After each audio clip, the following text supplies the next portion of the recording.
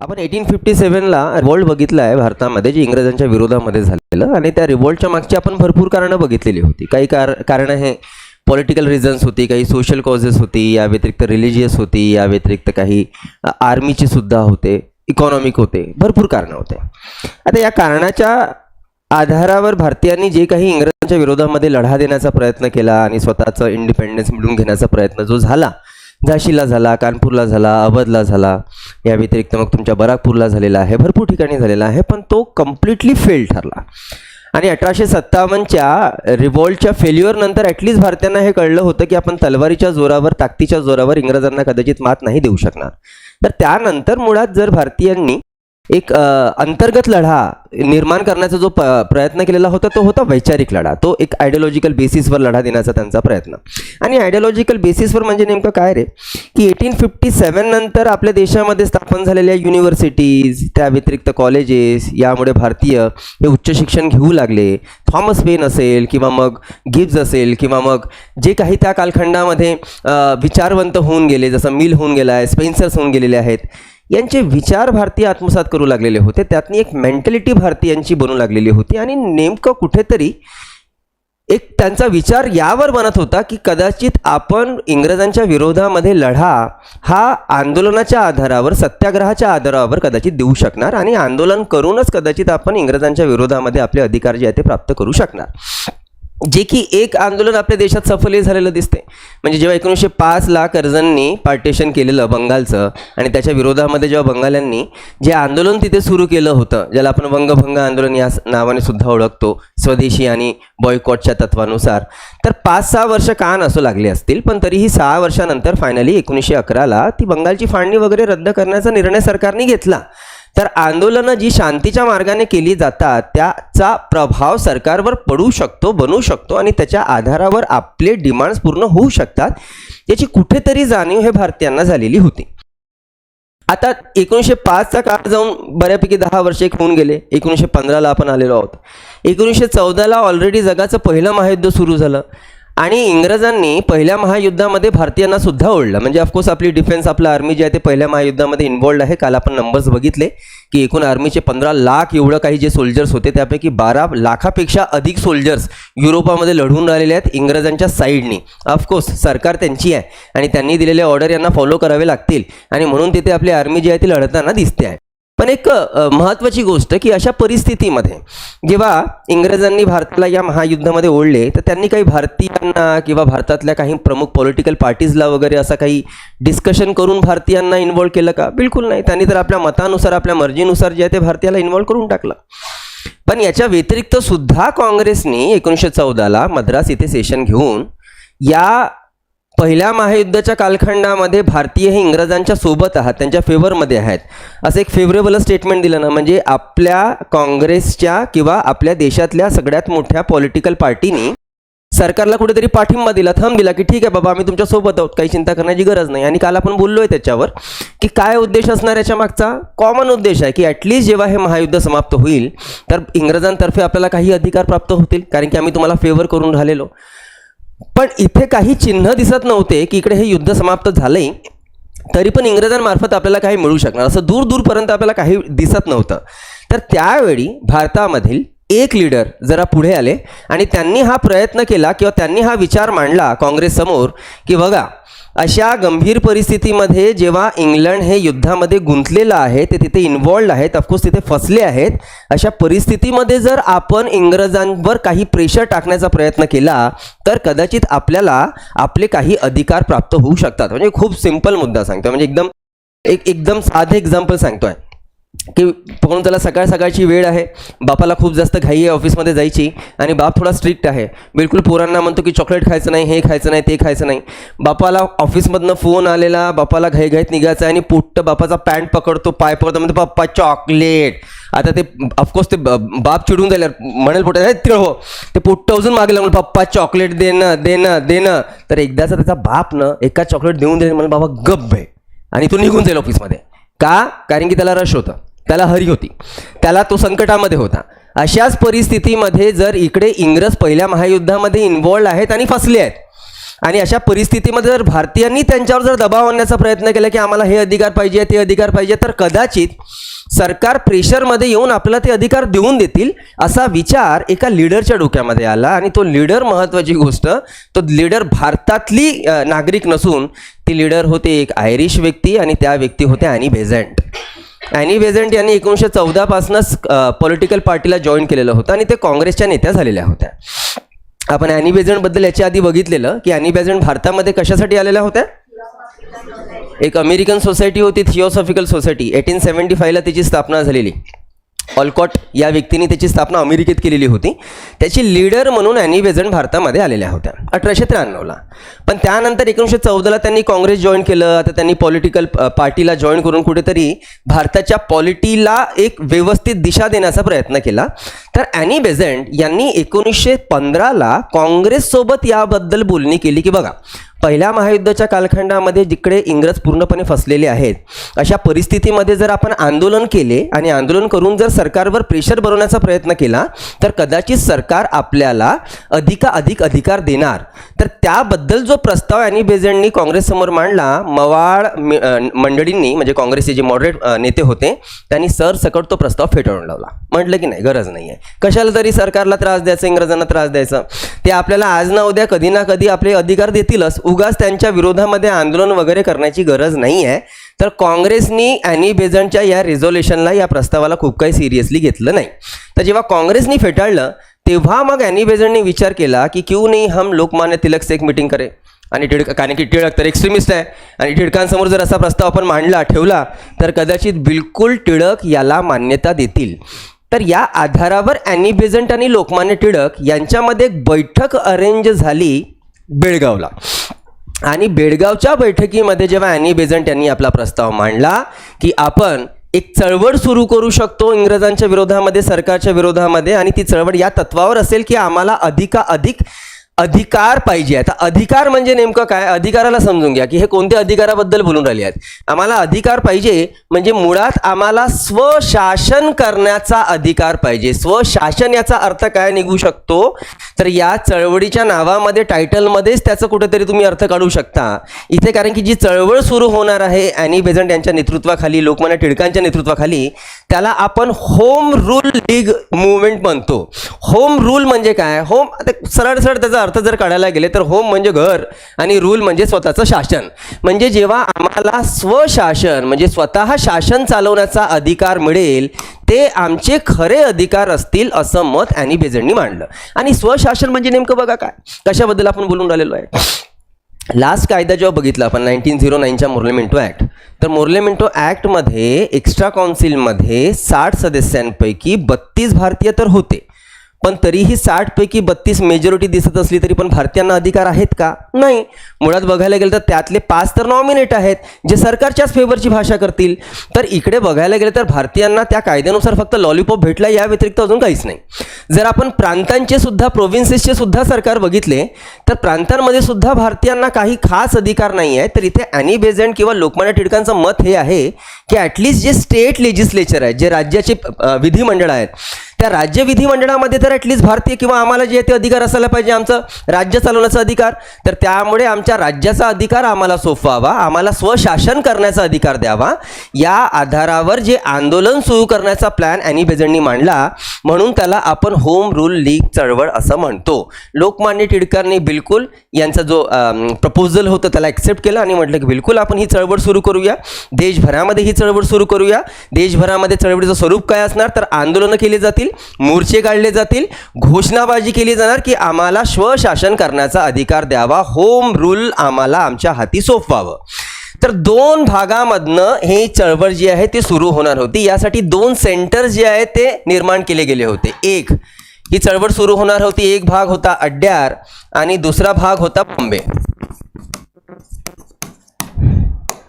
अड्यार जे सेंटर आहे त्या अड्यार सेंटरचं स्वतः नेतृत्व ॲनी बेझंट या करणार होत्या, तर इकडे बॉम्बेचं नेतृत्व लोकमान्य टिळक करणार होते. पण तरी लक्षात घ्या, इथे जे लीडर आहेत त्या लीडरचे नाव आपण लिहिले की ठीक आहे, अड्यारमधनं ॲनी बेझंट करतील, तिकडे मद्रासमधनं जे आहे, बॉम्बेमधनं जे आहे ते लोकमान्य टिळक करतील. पण बकायदा प्रत्येक सेंटरवर त्यांनी या चळवळीचा अध्यक्ष वगैरे अपॉइंट केलेला होता की बॉस हा व्यक्ती जो आहे तो याचा अध्यक्ष असणार आहे, हा व्यक्ती जो आहे तो याचा सचिव असणार आहे. तर जसं अड्यार या सेंटरचे जे अध्यक्ष अपॉइंट झालेले होते या चळवळीसाठी ते होते सुब्रमण्यम अय्यर.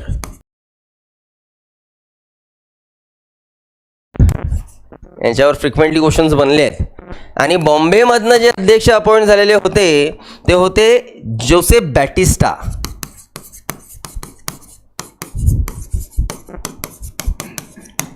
बॅरिस्टर जोसेफ बॅटिस्टा तर लीड करणार आहेत त्याला. प्रत्यक्षात इथे जे सेंटर स्थापन केले गेले की बॉस अड्यारमध्ये हे होम रूल लीग आहे, या भागामध्ये एक होम रूल लीग आहे, त्याचे अध्यक्ष म्हणून सुब्रमण्यम अय्यर. पण मुळात या सगळ्या चळवळीला लीड करणारं काम ॲनी बेझंट करतील, तिकडे जे आहे ते लोकमान्य टिळक करतील. हे फक्त नेतृत्व करून राहिलेले. बाकी या लीगचे अध्यक्षस्थानावर अड्यारमध्ये मद्रासमध्ये त्यांनी सुब्रमण्यम अय्यर यांची अपॉइंटमेंट केली, तर तिकडे बॅरिस्टर जोसेफ बॅटिस्टा यांची इथे अपॉइंटमेंट झालेली दिसते.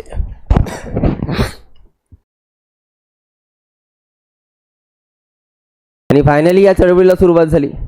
1915ला ही चळवळ सुरू झालेली आणि लवकरात लवकर या चळवळीने म्हणजे प्रयत्न तर हेच होते की संपूर्ण देशभरामध्ये आपल्याला पसरायचं आहे आणि संपूर्ण देशभरातल्या लोकांना जे आहे ते जागृत करायचं आहे. बघा, यांच्याकडे लोकांपर्यंत पोहोचण्यासाठी जे उत्तम साधन जे होतं ना ते होतं यांचे न्यूजपेपर. यांचे न्यूजपेपरच खूप जास्त आवश्यक होते, कारण की त्यांच्या न्यूजपेपर मार्फत ते आपल्या आंदोलनाचं काय स्वरूप असणार आहे किंवा त्यांना काय उद्देशाने आंदोलन करायचे आहे हे लोकांपर्यंत ते पोहोचू शकत होते. तर जर आपण ॲनी बेझंटचे न्यूजपेपर बघायला गेलं तर यांचे 2 न्यूजपेपर होते. एक होतं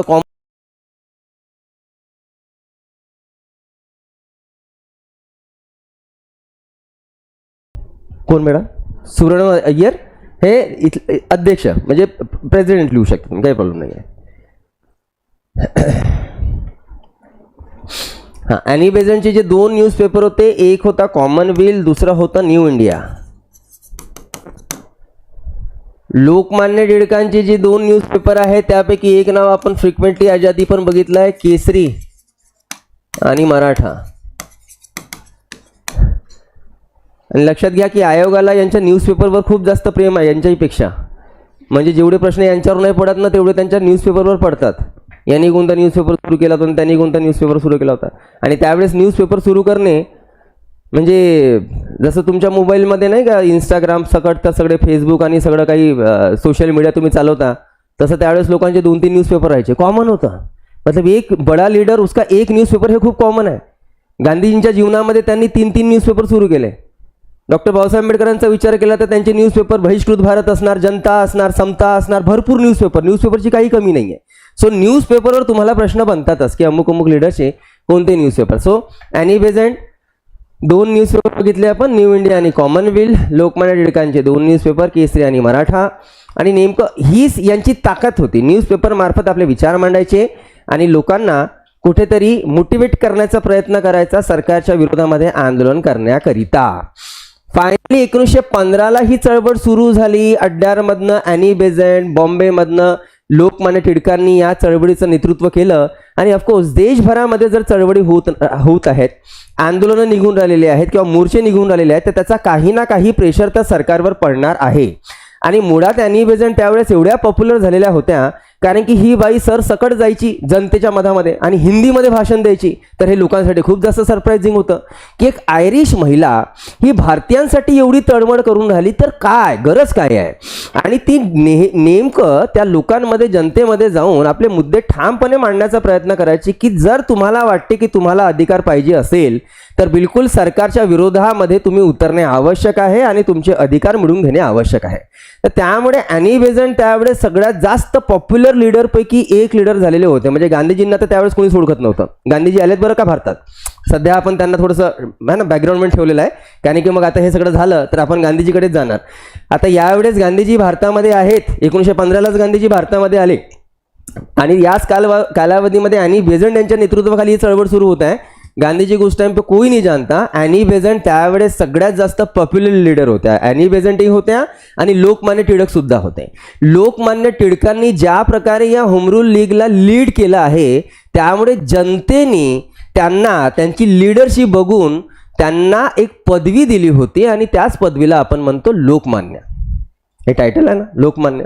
हे जे टायटल त्यांना मिळालं हे या चळवळीमध्ये मिळालं होतं. ज्या प्रकारे त्यांनी लीड केलं या चळवळीला, या आधारावर त्यांना ही जी पदवी जी आहे ती दिली गेली. पण ऑफकोर्स आता या दोन लीडरमुळे जे काही सरकारच्या विरोधामध्ये यांनी आंदोलन छेडलं आहे तर सरकार गप्प बसणार नाही आणि म्हणून सरकारने या दोघांनाही अरेस्ट करण्याचा प्लॅन केलेला. इकडे अॅनी बेझंटला सुद्धा अरेस्ट केलं गेलं, लोकमान्य टिळकांना सुद्धा अरेस्ट केलं गेलं आणि दोघांना कोर्टापुढे हजर ठेवलं गेलं.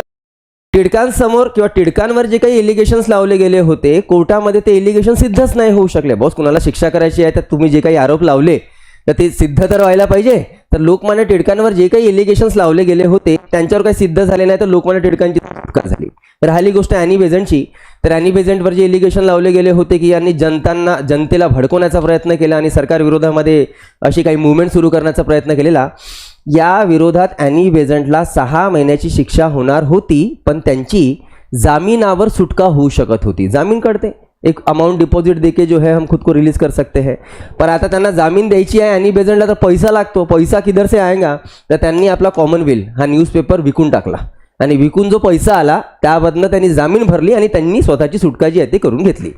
तर आता पुन्हा ही मंडळी बाहेर निघाल्यानंतर पुन्हा जे आहे त्या चळवळीला सुरुवात झालेली आणि देशभरामधनं जनतेने या चळवळीला जे आहे ते जबरदस्त सपोर्ट केलेला दिसते. होम रूल लीगचे हे काम भारतामध्ये झालेले आहेत की इकडे लोकमान्य टिळक किंवा अॅनी बेझंट यांनी कशा प्रकारे सरकारवर दबाव आणण्याचा प्रयत्न केलेला आणि कशा प्रकारे आपले अधिकार सरकारकडनं काढून घेण्याचा प्रयत्न केला. पण होम रूल लीगचं काम फक्त भारतातच चाललं अशातली गोष्ट नाही आहे. यांची काही मंडळी युरोपात सुद्धा पाठवले गेलेले होते. आता युरोपामध्ये जाऊन ज्यांनी होम रूल लीगचं काम केलं ते कोण होते? तर ते होते एक लालाजी जे युरोपामध्ये गेले, हार्डीकर आणि शास्त्री. या तिघांना पाठवलं गेलं होतं युरोपात नेमकं कुठे?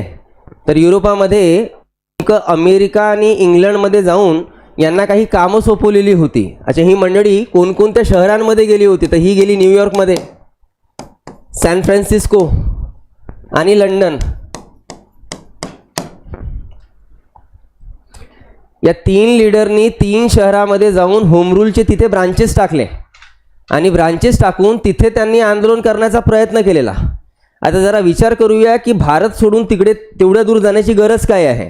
पण यात अजून एक पॉईंट मी ॲड करतो, त्यानंतर मग आपण पुढे जाणार. न्यूयॉर्क यांचं इथलं युरोपातलं युरोप म्हणण्यापेक्षा परदेशातलं हेडक्वार्टर होतं आणि इथे त्यांनी न्यूयॉर्कमधनं आपल्या मुवमेंटला प्रमोट करण्याकरिता एक न्यूजपेपर सुरू केलेलं होतं ज्याला त्यांनी नाव दिलं होतं यंग इंडिया.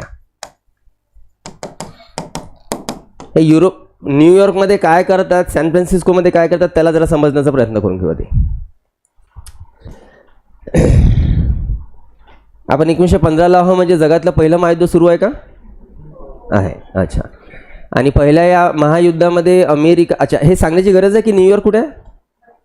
सॅन फ्रान्सिस्को अमेरिकेत आहे, न्यूयॉर्क अमेरिकेमध्ये आहे, लंडन इंग्लंडची कॅपिटल आहे. लक्षात घ्या की त्यांना तिकडे जाऊन का बरं चळवळ करण्याची गरज आहे? तिथे जाऊन त्यांनी सेंटर्स का स्थापन केले? तर पहिल्या महायुद्धामध्ये इंग्लंड आणि अमेरिका हे चांगले मित्र एकाच ग्रुपमध्ये आहेत. एका ग्रुपमध्ये आहेत तर बॉस उनके घर में जाके हम अपनी डिमांड रखेंगे ना. नाही म्हणजे आपण भारतातनं डिमांड करून राहिलो आहोत सरकार समोर की बॉस आम्हाला आमचे अधिकार पाहिजे. सरकार कुठे बसली आहे? इंग्लंडमध्ये. तर त्याच्यापेक्षा आपण इंग्लंडमध्ये जाऊन त्यांच्यासमोर जे ते डिमांड करू ना. म्हणून त्यांनी लंडनमध्ये जाऊन तिथे मोर्चा बांधणी करण्याचा प्रयत्न केला आणि त्यातल्या त्यात त्यांनी अमेरिकेत जाण्यामागचा उद्देश असा की अमेरिकन राष्ट्राध्यक्ष आणि इंग्लंडचा राजा यांच्यामध्ये संबंध चांगले आहेत. जर आपण अमेरिकेमध्ये, अरे सरळ मुद्दा आहे बॉस, सरळ मुद्दा आहे. एक्झाम्पल घेऊया की यांच्याकडे काही यांचं काम आहे पण हे डायरेक्ट बोलू शकत नाही, पण यांची ही चांगली मैत्रीण आहे आणि जर यांचं कॉर्डिनेशन यांच्याशी चांगलं होत असेल तर हे वाया असे करू शकतात ना कॉन्टॅक्ट. मग जर इंग्लंडची सरकार आपल्याला अधिकार देत नसेल आणि इंग्लंडचा मित्र अमेरिका असेल तर अमेरिकेमध्ये जाऊन आपण चळवळी केल्या तर त्याचा काहीतरी परिणाम अमेरिकन सरकारवर पडून अमेरिकन सरकार इंग्लंड सरकारशी बोलणी करून कदाचित आपल्याला काही अधिकार मिळू शकतील. या आधारावर हार्डीकर, शास्त्री आणि लाला लजपत राय यांना या 3 शहरामध्ये पाठवलं गेलं. 3 शहरामध्ये जाऊन त्यांनी तिथे मोर्चे काढलेले. न्यूयॉर्कमधनं त्यांनी आपला एक न्यूजपेपर सुरू केला होता, यंग इंडिया, आणि यंग इंडियामधनं त्यांनी आपल्या चळवळीची माहिती लोकांपर्यंत पोहोचवण्याचा प्रयत्न केला. आता जर तुम्हाला असं वाटत असेल की इकडे चळवळीसाठी यांना लोक कुठनं भेटणार आहेत असं वाटू शकतं ना, लक्षात घ्या. अमेरिकेमध्ये पहिली गोष्ट, जगातला कदाचित एकही देश असा नसेल आजही की ज्या देशामध्ये तुम्हाला भारतीय नाही भेटणार. कुठं ना कुठं कसा ना कसा भेटूनच जाईल. सरदार तो हर जगह मिल जाएंगे, कहीं भी जाओ मिल ही जाएंगे. त्यावेळेस विचार करा, आपण अमेरिकेबद्दल बोलतो आहे. लंडनमध्ये तर इंग्लंडमध्ये तर लोक होतेच रे भारतीय, ते तर जाऊच द्या. अमेरिकेतही भरपूर होते. तुम्हाला फक्त एक एक्झाम्पल सांगतो आहे. आपण जेव्हा रिव्होल्युशनरी मुवमेंट शिकू ना, क्रांतिकारक चळवळी, तेव्हा तुम्हाला एक पॉईंट शिकायचा आहे, गदर पार्टी. आणि गदर पार्टीची स्थापना ही अमेरिकेत झालेली होती. आणि ही गोष्ट सांगतो तुम्हाला 1913ची, म्हणजे बिलकुल याच्या 2-3 वर्ष आधी. आणि गदर पार्टीचे फक्त अमेरिकेत सांगतो, अमेरिकेमध्ये माहिती आहे किती मेंबर्स होते? 5000. सगळे भारतीय होते, सगळे भारतीय होते. आणि त्या गदर पार्टीचा प्लॅन असा होता की जसं 1857ला भारतात रिव्होल्ट झालेलं होतं, तसं ते अमेरिकेवरनं भारतावर अटॅक करतील आणि एक रिव्होल्ट करण्याचा प्रयत्न करतील. पण तो प्लॅन असफल ठरला, तो भाग वेगळा. तर लोक आहेत आपले तिकडे, चिंता तुम्ही करू नका. तिकडे त्यांना चळवळीसाठी लोक आहेत, आपले विचार पोहोचवण्याकरिता तिथे भारतीय आहेत. तर तिथे जाऊन त्यांनी इथे आपल्याला 3 शहरामध्ये चळवळी चालवत असताना दिसतात. आणि दुसरी महत्त्वाची गोष्ट की आता आपण इथे जो न्यूजपेपर मांडलेला आहे यंग इंडिया, हा न्यूजपेपर तात्पुरता आहे बरं का. न्यूयॉर्कमध्ये त्यांनी चालवला हा न्यूजपेपर. जेवढे महिने ते आहेत तिथे 8 महिने, तेवढ्या महिने चालेल, त्यानंतर बंद होईल. यावर मी यासाठी भर देतो आहो कारण की यंग इंडियावर तुम्हाला याच्या आधी प्रश्न बनले आहेत, याच्यानंतरही प्रश्न बनतील. यंग इंडिया मुळात जो पेपर होता तो न्यूजपेपर होता गांधीजींचा. गांधींच्या जीवनामध्ये त्यांनी जेवढे न्यूजपेपर सुरू केलेले त्यापैकी त्यांचा भारतामध्ये येऊन सुरू झालेला पहिला पेपर होता यंग इंडिया. तर हा मूळ पेपर या नावाने गांधीजींचा आहे, लक्षात घ्या. त्यानंतर मग त्यांनी दुसरा पेपर सुरू केला होता 1932ला हरिजन नावाचा. आणि त्यांच्या मृत्यूपर्यंत हरिजन याच टायटलखाली त्यांनी जे आहे ते आपलं लिखाण केलेलं. तर लक्षात घ्या, हा न्यूजपेपर नंतरहून तुम्हाला गांधीजीचा दिसणार आहे. इथे तात्पुरता न्यूजपेपर यांनी न्यूयॉर्कमध्ये सुरू केलेला होम रूल लीग चळवळीने. क्लिअर. या व्यतिरिक्त यांचे अजूनही आपण होम रूलचे जर काम बघितले तर पुन्हा आपल्याला काम दिसणार. आपण मगा बघितलं की मद्रासचे म्हणजेच अड्ड्यारचे जे अध्यक्ष होते ते कोण होते? सुब्रमण्यम अय्यर. सुब्रमण्यम अय्यर यांनी त्यावेळचा जो अमेरिकन राष्ट्राध्यक्ष होता विल्यम, त्या विल्यमला लेटर पाठवलं आणि लेटरमध्ये रिक्वेस्ट केलेली होती की तुम्ही तुमच्या मित्राला रिक्वेस्ट करावी की त्यांच्या देशामध्ये म्हणजेच इंग्लंडमध्ये जशा प्रकारे लोकशाही आहे तशा प्रकारची लोकशाही आम्हाला सुद्धा द्यावी. आणि ते जे लेटर पाठवलं होतं त्या लेटरच्या अशा थाउजंड्स ऑफ प्रती काढून, झेरॉक्स काढून अमेरिकन लोकांना वाटल्या गेलेल्या होत्या. कशासाठी? की भारतीयांचं दुःख त्या लोकांपर्यंत पोहोचावं की जेणेकरून जनतेचं प्रेशर अमेरिकेच्या राष्ट्राध्यक्षावर पडेल आणि अमेरिकन राष्ट्राध्यक्ष हा इंग्लंडवर तो प्रेशर बनवण्याचा प्रयत्न करेल. तर आपण सर्व अँगलनी प्रयत्न केला की सरकारवर कशा प्रकारे प्रेशर बनवलं जाऊ शकतं. आणि त्याचा जर आपण आउटकम बघितला तर आउटकम असा की फायनली या सगळ्यांचं प्रेशर कशाचं, भारतामध्ये लोकमान्य टिळक आणि ॲनी बेझंट यांनी चालवलेली चळवळ असेल, तिकडे युरोपामध्ये न्यूयॉर्क लंडनमध्ये शास्त्री, हार्डीकर आणि लाला लजपत राय यांनी चालवलेली चळवळ असेल, या व्यतिरिक्त अमेरिकन राष्ट्राध्यक्षाला पाठवलं गेलेलं लेटर असेल सुब्रमण्यम अय्यर यांचं, या सगळ्यांचा आउटकम हा की फायनली त्यावेळेस 1917 रोजी आपल्या देशाचा जो सेक्रेटरी ऑफ स्टेट होता, भारत मंत्री त्यावेळेस होता मॉन्टिग्यू. त्या मॉन्टिग्यूनी फायनली एक ऑफर जारी केली, ज्या ऑफरला आपण ऑगस्ट ऑफर म्हणतो. आणि ऑगस्ट ऑफर म्हणजे काय की बाबा आता तुम्ही शांत राहा, आपली चळवळ मागे घ्या, आम्ही तुम्हाला शक्य तेवढ्या लवकर एक नवा कायदा इंट्रोड्यूस करून देणार, ज्या कायद्यामध्ये आपले अधिक अधिकार वाढवून दिलेले राहणार. सो ही जी चळवळ चालली त्या चळवळीचा आउटकम 2 वर्षामध्ये दिसतो आहे. 1917ला भारत मंत्री मॉन्टिग्यू यांनी ऑगस्ट ऑफर डिक्लेअर केली. आणि ऑगस्ट ऑफर म्हणजे भारतीयांना एक ऑफर आहे आता की तुम्हाला लवकरात लवकर एक कायदा दिला जाणार, त्या कायद्यामार्फत तुम्हाला अधिक अधिकार प्रदान करून दिले जाणार आणि यानंतर जो कायदा मिळणार आहे ना आपल्याला, तो कायदा राहणार आहे 1919चा Montford act, Montagu Chelmsford act.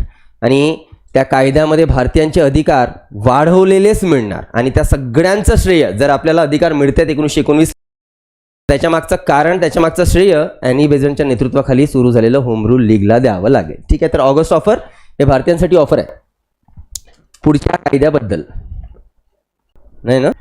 अच्छा, पुन्हा लक्षात घ्या की ऑगस्ट ऑफरच्या नावाने आपल्याला दोनदा ऑगस्ट ऑफर दिसणार आहेत. अच्छा, ऑगस्ट महिन्यामध्ये काहीतरी डिक्लेरेशन आहे म्हणून त्याला आपण ऑगस्ट ऑफर म्हणतो. सगळ्यात महत्त्वाची गोष्ट, असं काही वेगळं नाही ऑगस्ट ऑफर. इथे 1917 ऑगस्टच्या महिन्यामध्ये भारत मंत्री मॉन्टेग्यू यांनी डिक्लेअर केलं की आम्ही भारतासाठी एक नवा कायदा इंट्रोड्यूस करून देणार. हेच आहे ऑगस्ट ऑफर, जे 1917ला मिळते आहे.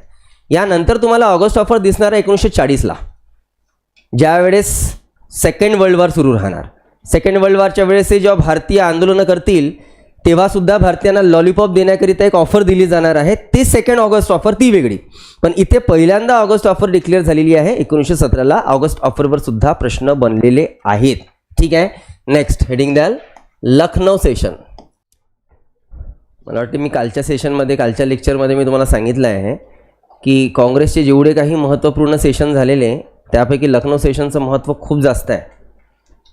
काही इम्पॉर्टंट सेशनपैकी जर आपण 4-5 सेशन्स काढले जे खूप जास्त महत्त्वाचे आहेत काँग्रेसचे, त्यापैकी 1907 काँग्रेसचं सुरत सेशन का महत्त्वाचं आहे सांगण्याची गरज नाही आहे, पहिल्यांदा फूट पडली काँग्रेसमध्ये.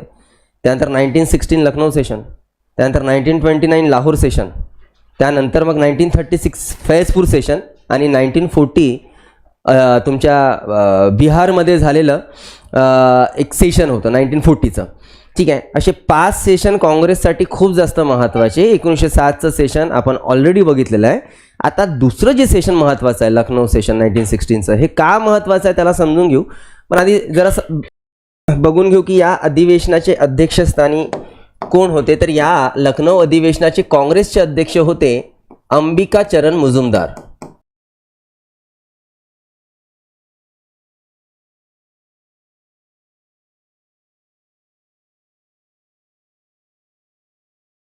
अध्यक्षतेखाली 1916चं लखनौ सेशन अरेंज झालेलं. या सेशनचं महत्त्व बघा काय आहे. 2 महत्त्व दिसणार, दोन्ही महत्त्व जरा समजून.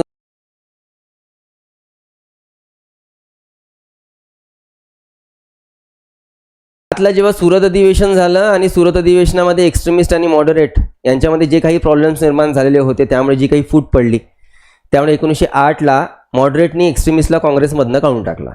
1908 पासनं पुढे आता काँग्रेसमध्ये एक्स्ट्रीमिस्ट नाही आहेत. म्हणजे लोकमान्य टिळक असतील, अरविंदो घोष असतील किंवा बिपिनचंद्र पाल असतील किंवा लाला लजपत राय असतील, हे जे एक्स्ट्रीमिस्ट लीडर आहेत ते काँग्रेसचा हिस्सा नाही आहेत. पण पुढे 1915ला मॉडरेट मंडळींपैकी 2 नेते ज्यांचं निधन झालं, एक होते गोपाळकृष्ण गोखले आणि दुसरे होते फिरोजशाह मेहता. आणि गोखले आणि मेहता हेच तर 2 महत्त्वपूर्ण मजबूत स्तंभ होते मावळांचे. तर आता मावळांच्या या 2 नेत्यांचं निधन झाल्या कारणाने मावळांची जी ताकद होती काँग्रेसची ती थोडीशी लूज झालेली. नेमका ॲनी बेझंट यांनी 1914 पासून काँग्रेसमध्ये प्रवेश घेतला होताच. आणि ॲनी बेझंट याच मताचे होते की जोपर्यंत काँग्रेसमध्ये एक्स्ट्रीमिस्ट येणार नाही तोपर्यंत काँग्रेस हे आपले उद्देश पूर्ण करू शकणार नाही. तर ॲनी बेझंट यांची तशी इच्छा की एक्स्ट्रीमिस्ट हे पुन्हा एकदा काँग्रेसमध्ये यायला पाहिजे. जहालांना काँग्रेसमध्ये आणण्याचा प्रयत्न ॲनी बेझंटचा होताच. आणि फायनली ॲनी बेझंटच्याच प्रयत्नाने मावाडांशी बोलणी करून त्यांनी एक्स्ट्रीमिस्ट नेत्यांची काँग्रेसमध्ये पुन्हा एकदा एंट्री करवून घेतली. म्हणजे 1908 पासनं काँग्रेसच्या बाहेर फेकले जाणारे जे जहाल होते ते पुन्हा आता काँग्रेसमध्ये परत आले. आणि कधी तर लखनौ अधिवेशनामध्ये त्यांची पुन्हा एंट्री होते. तर इथे हे अधिवेशन म्हणजेच एक्स्ट्रीमिस्ट आणि मॉडरेट हे दोनही प्रकारचे नेते पुन्हा एकदा एकत्र आलेले आहेत. तर हे त्याचं पहिलं महत्त्व आहे की एक्स्ट्रीमिस्टची पुन्हा एंट्री झाली. या अधिवेशनामध्ये जहाल आणि मवाड दोन्ही नेते जे आहेत, दोन्ही गटाचे नेते आता हे या काँग्रेसमध्ये पुन्हा एकदा दिसत आहेत. जहाल तर लखनौ सेशनमध्ये जहाल मवाड. पण याच्यापेक्षा जास्त महत्त्वपूर्ण लखनौ सेशन यासाठी आहे कारण की इतिहासामध्ये एकदाच एक महत्त्वपूर्ण घटना घडली.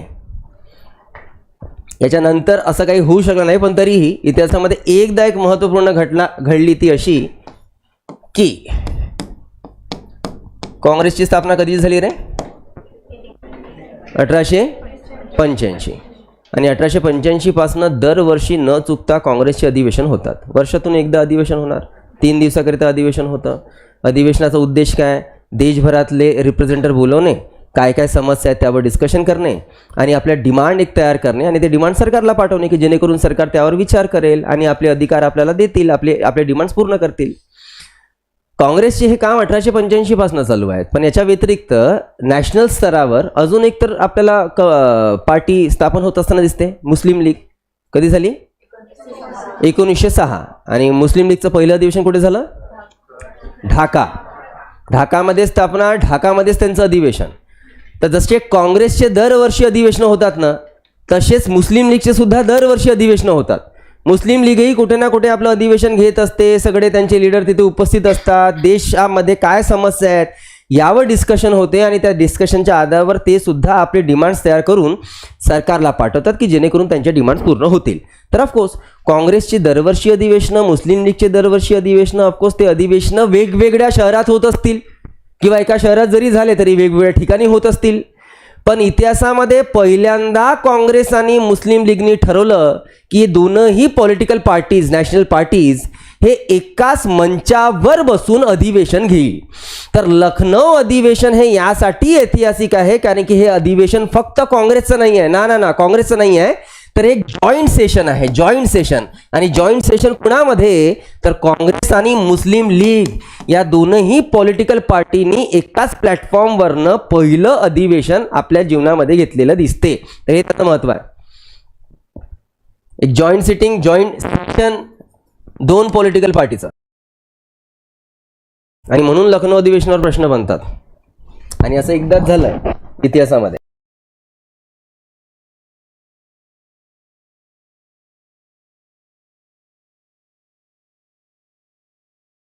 तर लखनौ अधिवेशनाचं महत्त्व दोन प्रकारे सांगता येईल. एक, जहालानी मवाड यांचं एक संयुक्त पुन्हा एकदा बैठक भरली या अधिवेशनामध्ये आणि त्यानंतर काँग्रेस आणि मुस्लिम लीग या दोन्ही पॉलिटिकल पार्टीनी मिळून हे अधिवेशन घेतलेलं दिसते. पण यामध्ये, या अधिवेशनामध्ये एक ट्रिटी झालं, एक पॅक्ट झालेलं. त्या पॅक्टला आपण लखनौ पॅक्ट म्हणतो, त्याला आपण लखनौ करार म्हणतो.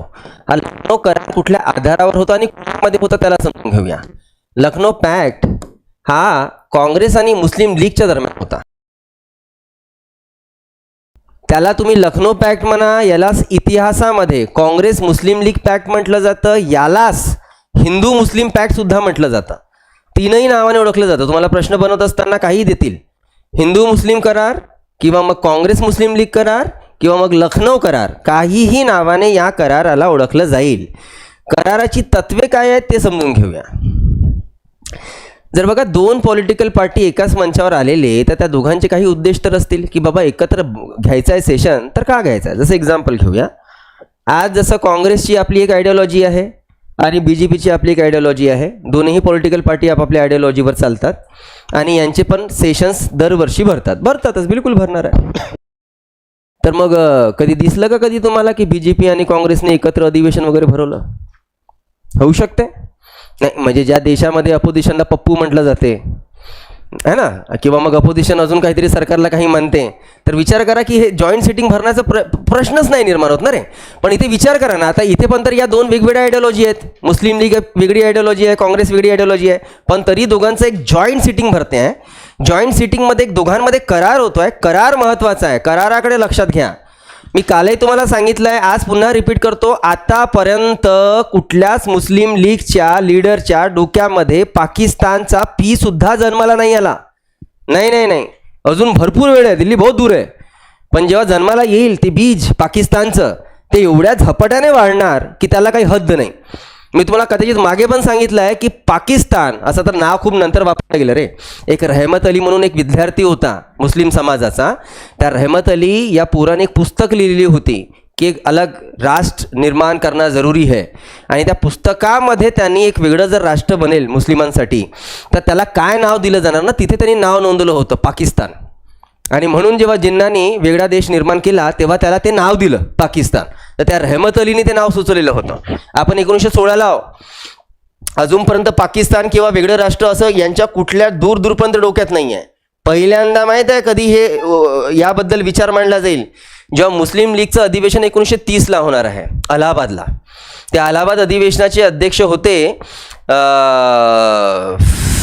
मी तुम्हाला मागे पण सांगितलं होतं, ज्यांनी ते गीत लिहिलं आहे सारे जहाँ से अच्छा, मोहम्मद अली, इकबाल अली, सारे जहाँ से अच्छा हिंदुस्तान हमारा, ज्यांनी हे गाणं लिहिलं आहे तो त्या अधिवेशनाचा अध्यक्ष होता. आणि त्यांनी पहिल्यांदा हे मत मांडलं होतं 1930, अजून 14 वर्ष बाकी आहेत. त्यांनी पहिल्यांदा हे मत मांडलं होतं की मुस्लिम समाजासाठी एक वेगळं इस्लाम राष्ट्र असावं.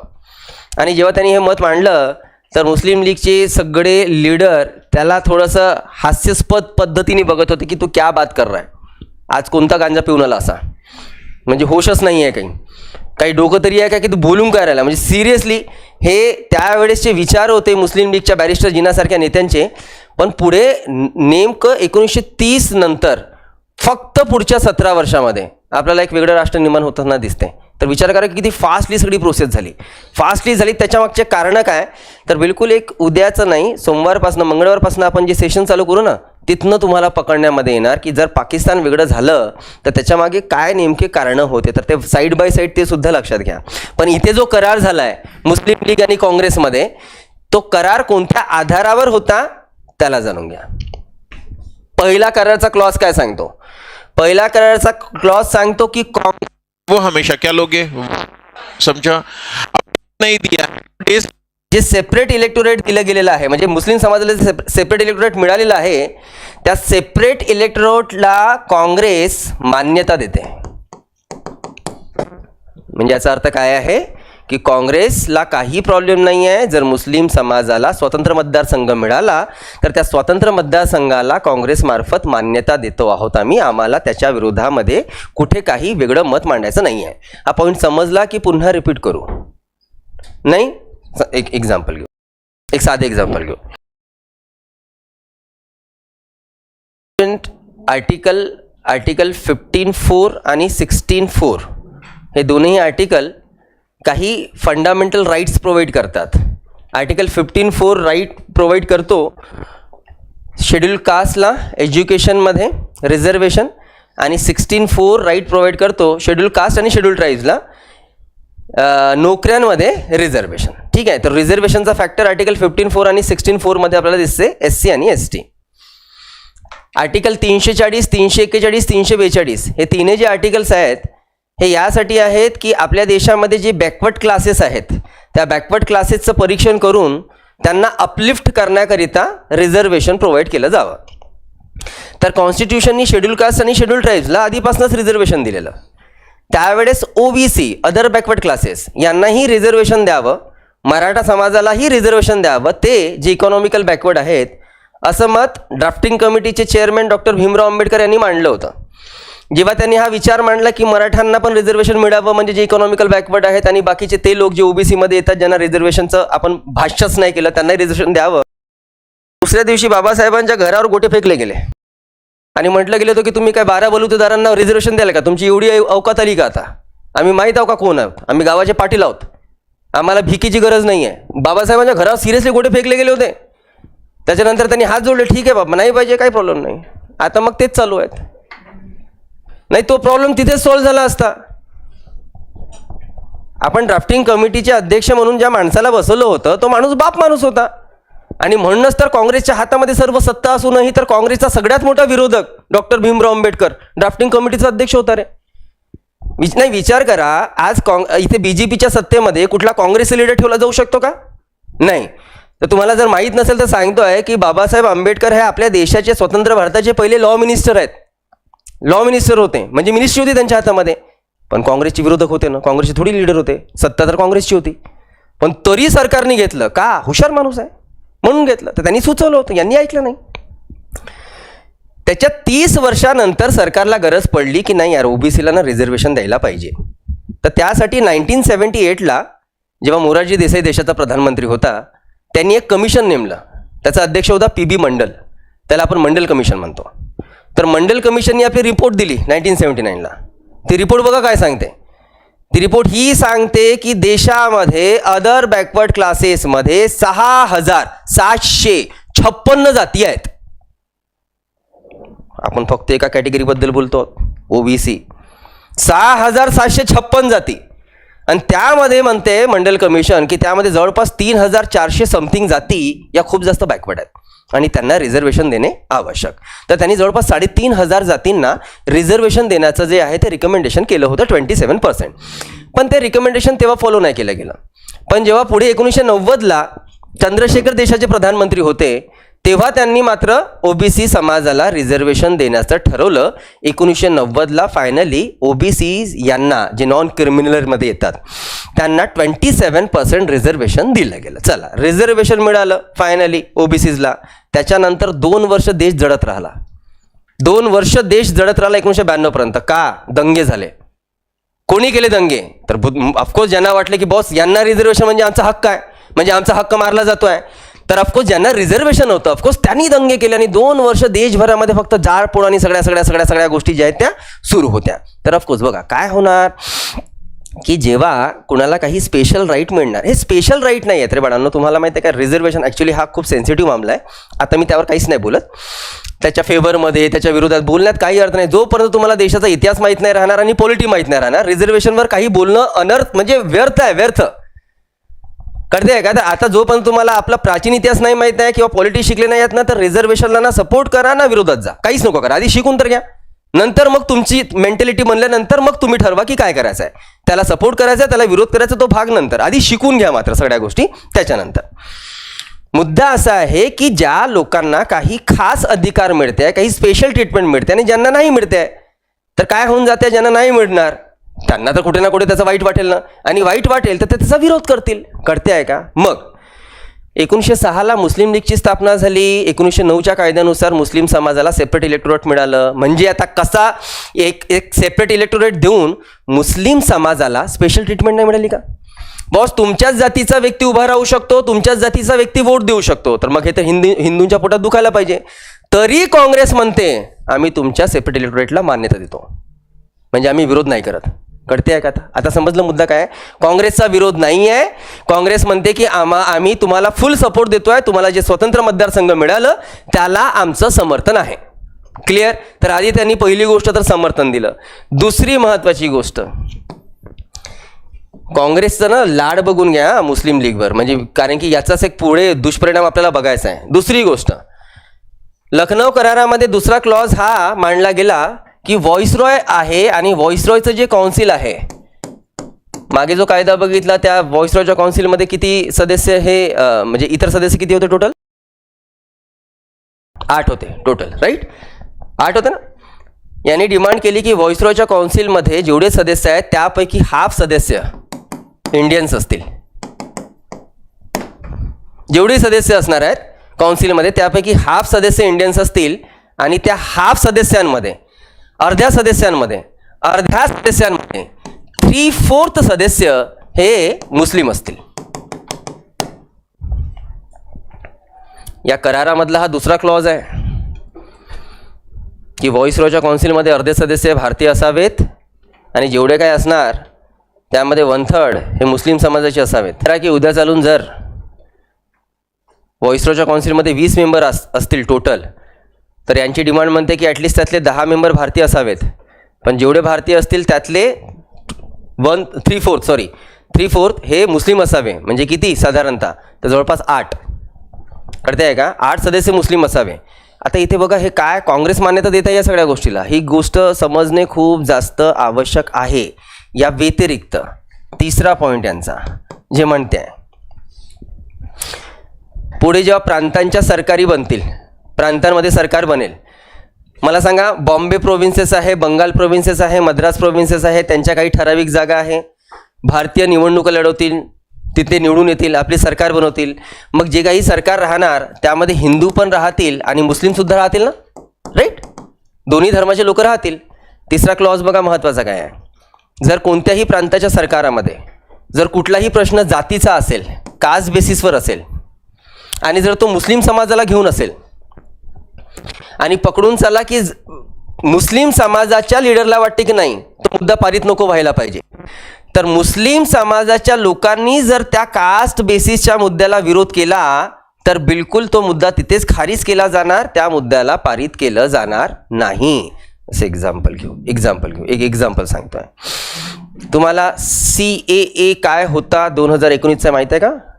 एक 7 वर्ष झाले त्या गोष्टीला.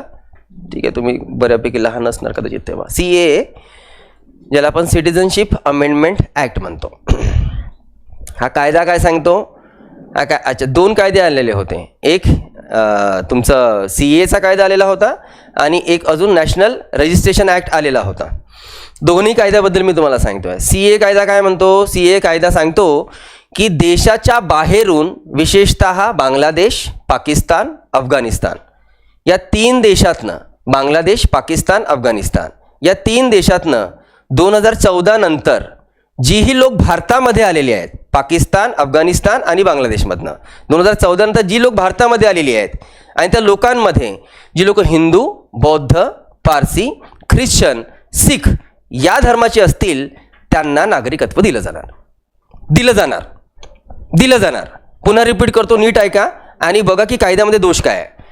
कायदा असा सांगतो की बांगलादेश, पाकिस्तान, अफगाणिस्तान या 3 देशामधनं 2014 नंतर जेवढेही लोक भारतात आलेले आणि त्या लोकांमध्ये जी लोक हिंदू, बौद्ध, पारसी, ख्रिश्चन, जैन, सिख या धर्माचे आहेत त्यांना नागरिकत्व दिलं जाईल. याचा अर्थ या देशातनं आलेल्या मुस्लिम समाजाच्या व्यक्तीला नागरिकत्व दिलं जाणार नाही. कळते आहे का? ही डिवाइड अँड रूलच खेळून राहिली आहे सरकार मागच्या 10 वर्षापासून, काही एवढं नाही करताय. मग त्यांनी दुसरा कायदा आणला होता, नॅशनल रजिस्ट्रेशन ॲक्ट. हा कायद्यामध्ये काय सांगतो? हा कायदा सांगतो की देशभरामध्ये आम्ही तुमचं सिटिझनशिप जी आहे ती चेक करणार आणि जर आम्हाला प्रूफ्स मिळाले नाही तर तुमचं भारतीय नागरिकत्व कॅन्सल केलं जाईल. आता हे चेक कसे करतील? तर हे म्हणतात की तुमच्या वडिलांचे, म्हणजे आता आपण जे आहोत जनरेशन, तुमची जनरेशन, तर तुमचे आई बाबा आणि तुमचे आजी आजोबा, त्या आजी आजोबाचे डॉक्युमेंट्स पाहिजे, बर्थ सर्टिफिकेटपासनं सगळे. विचार करा, आहे शक्य? शहरामध्ये राहणाऱ्या लोकांसाठी शक्य नाही रे हे. तर हे कसं काय शक्य आहे? एवढी जनता आजही जवळपास 69% ऑफ पीपल्स ती लोक आजही गावामध्ये राहतात देशामध्ये. कुठनं शक्य आहे? नाही, पण सरकारने आणलं लाडोबा, नाही आम्हाला तसं करायचंच आहे. आसाममध्ये चालू झालं बाबा हा प्रोसेस.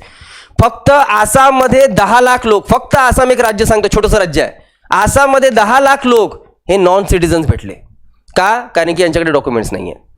आता सरकारने एवढा मूर्खपणा केलेला होता आणि टार्गेट काय होता की मुस्लिम कम्युनिटीला धरायचं आणि मुस्लिम कम्युनिटीला कुठेतरी टार्गेट करायचं, म्हणून तो CAA वगैरे पण आणला. आता त्यात मुस्लिम समाजाने प्रचंड विरोध केला आणि विरोध एवढा की दिल्लीमध्ये त्यांनी प्रोटेस्ट चालवलेलं होतं. ते प्रोटेस्ट खूप लांब चाललं. ते प्रोटेस्ट माहिती आहे कधी समाप्त झालं? जेव्हा कोविड लागलं, लॉकडाऊन. कोविडमुळे ते प्रोटेस्ट थांबलं आणि ते प्रोटेस्ट कंटिन्यू चालू होतं. सुप्रीम कोर्टातही तो मुद्दा गेलेला होता. सुप्रीम कोर्टने फक्त आदेश दिला, प्रोटेस्ट करायचं करा, फक्त जी रस्ते आहेत त्याला तुम्ही ब्लॉक नाही करू शकत, त्याला सोडा. तुम्ही पब्लिक ट्रान्सपोर्टिंग ब्लॉक नाही करू शकत, बाकी तुम्ही प्रोटेस्ट करा. सुप्रीम कोर्टने याच्या व्यतिरिक्त अजून काहीच नाही बोललं. पण मुस्लिम समाजाने प्रचंड विरोध केला. सरकारवर त्याचा काही खास प्रभाव मात्र पडला नाही, काय नाही पडला. त्यांना जे करायचं त्यांनी ते केलंच. इथे त्याच पॉईंटला घेऊन म्हणतोय बघा काय मुद्दा आहे. आता जसं इथे आपण एक्झाम्पल, म्हणजे इथे आपण जेव्हा आता बोललो की मुस्लिम समाजाच्या विरोधामध्ये सरकारने काहीतरी केलं, मुस्लिम समाज विरोध करून राहिली, सरकार त्याचा काही इम्पॅक्ट पडतोय? नाही. इथे काँग्रेसचा क्लॉज काय सांगतोय की जर कुठलाही प्रश्न जातीच्या आधारावर असेल आणि जर मुस्लिम समाजाला वाटते की नाही हा निर्णय आमच्या जातीच्या विरोधात आहे आणि जर त्यांनी त्याचा विरोध केला तर तो निर्णय तिथेच रद्द केला जाणार. घडते आहे का? तर हे 2-3 पॉईंट्सला जर तुम्ही नीट समजले तर बघा हे पॉईंट्स काय सांगून राहिले. पहिला पॉईंट, काँग्रेस म्हणते की आम्ही तुमच्या सेपरेट इलेक्टोरेटला मान्यता देतो आहे. ते म्हणतात दुसरे की जेवढं काही व्हॉइसरॉयमध्ये भारतीय असतील त्यापैकी अधिकाधिक जागा हे मुस्लिम समाजासाठी असतील. त्यानंतर तिसरा पॉईंट ते म्हणतात की जर जातीचा प्रश्न असेल आणि मुस्लिम समाजाचा विरोध असेल तर आम्ही त्या मुद्द्याला तिथेच खारिज करून टाकू, त्याला आपण कंटिन्यू करणार नाही. हे माहिती आहे काय झालं आहे? पकडून चला की खूप वर्षानंतर, म्हणजे लहानपणी 2 भाऊ बिछडले, एक मोठा होता दुसरा छोटा होता. खूप वर्षानंतर मग 2 भाऊ भेटले, तर मोठा भाऊ लहान भावाला भयंकर लाड करून राहिला, अरे माझ्या बेटा कुठे होता एवढ्या वर्ष, काय पाहिजे सांग, मोबाईल घेऊन देऊ, आयफोन 18 हो चल घेऊन देतो, लॅपटॉप पाहिजे, काय पाहिजे सांग, हे खातो ते खातो, सगळा लाड पुरवला गेला. जेवढा लाड पुरवला जातो आहे त्यामुळे त्या पोराच्या डिमांड्स नाही वाढतील. आज 18 भेटला, उद्या 19 लॉन्च, नाही म्हणणार भाऊ घेऊन दे ना का 19, होईल ना, डिमांड्स वाढतील ना. मग या वाढणाऱ्या डिमांड्सला कदाचित चिडून मोठा भाऊ काही ना काही ॲक्शन रिफ्लेक्शन देऊ शकतं. इथे जेवढं काँग्रेसनी मुस्लिम लीगला म्हणतोय, मुस्लिम कम्युनिटी नाही, मुस्लिम समाज नाही, मुस्लिम लीगला जो बोट नाही बऱ्यापैकी हात देण्याचा प्रयत्न, अरे हातच देऊन राहिली आहे काँग्रेस, विचार करा, हातच देऊन राहिली आहे. जेवढ्या डिमांड्स मान्य केल्या जात आहेत, हात दिल्या जात आहेत, तर नाही का मग हीच मुस्लिम लीग उद्या चालून काँग्रेसच्या उरावर बसू शकणार ना, का नाही. आता जे छोटे छोटे नाही मोठे मोठे डिमांड्स यांचे काही न करता जे यांनी मान्य केलेले, याचाच परिणाम माहीत आहे पुढे काय होणार. म्हणजे इथे तर फक्त यांनी डिमांड केलेली होती की व्हॉइसरॉयच्या काउन्सिलमध्ये आमच्या जागा वाढाव्यात, जातीच्या प्रश्नावर आमचं मत मान्य करावं. इथे ज्या छोट्या छोट्या काँग्रेसने डिमांड केल्या, पूर्ण केल्या, ही छोटी डिमांड कधी मोठी झाली माहीतच नाही पडली, आणि इतकी मोठी झाली की उद्या चालून याच मुस्लिम लीगनी एक स्वतंत्र राष्ट्र मागितलं. करते आहे का, आणि मग ते आपल्या उरावर येऊन बसलं की बॉस अभी करे कैसे आहे.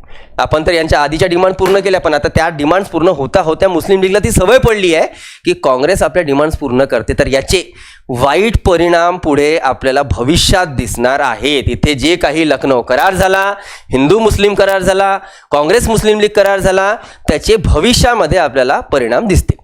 क्लिअर. लखनौ करार, लखनौ सेशन काय होतं, पुन्हा रिपीट करतो की लखनौ सेशन आपल्याला 2-3 पॉईंटसाठी खूप जास्त महत्त्वाचं आहे. एक, जहाल आणि मवाड पुन्हा एकदा एकत्र, त्यानंतर मुस्लिम लीग आणि काँग्रेस यांचे एकाच मंचावरनं अधिवेशन, त्यानंतर काँग्रेसनी बऱ्यापैकी मुस्लिम लीगला अधिक अधिकार देण्याचा प्रयत्न केला, त्यांच्या डिमांड्स पूर्ण करण्याचा प्रयत्न इथे झालेला दिसतो. ठीक आहे. नेक्स्ट काँग्रेसचं नेक्स्ट सेशन बघून घेऊया आपण.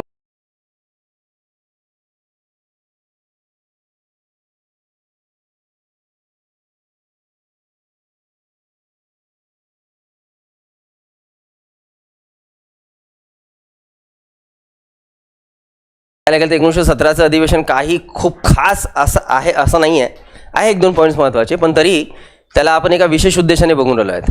ते यासाठी की याच्या आधी झालेले 2 वर्ष चाललेली आपल्या देशामध्ये होम रूल लीग चळवळ, आणि त्या चळवळीमुळे देशातले 2 लीडर ते एवढे पॉप्युलर झालेले होते, लोकमान्य टिळक आणि ॲनी बेझंट.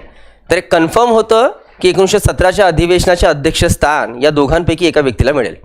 लोकमान्य टिळकांना किंवा ॲनी बेझंटना अध्यक्षस्थान मिळू शकते त्यांची पॉप्युलरिटी बघून, हे जवळपास कन्फर्म होतं. आणि फायनली ठरलं असं की 1917च्या कलकत्ता अधिवेशनाचं अध्यक्षस्थान हे ॲनी बेझंट यांना दिलं जाणार. तो फायनली बेझंट यांना अध्यक्षस्थान मिळालं.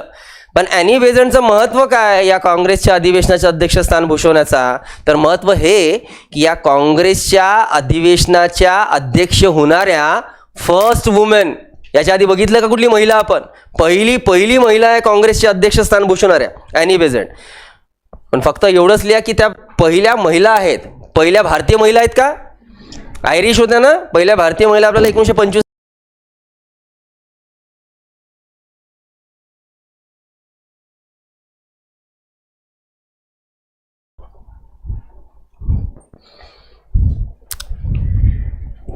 या व्यतिरिक्त जर आपण या अधिवेशनामध्ये असं स्वरवर सांगून देतो तुम्हाला, बाकी आपण जस्ट रिफॉर्मर शिकू तेव्हा आपल्याला बघायचं हा पॉईंट.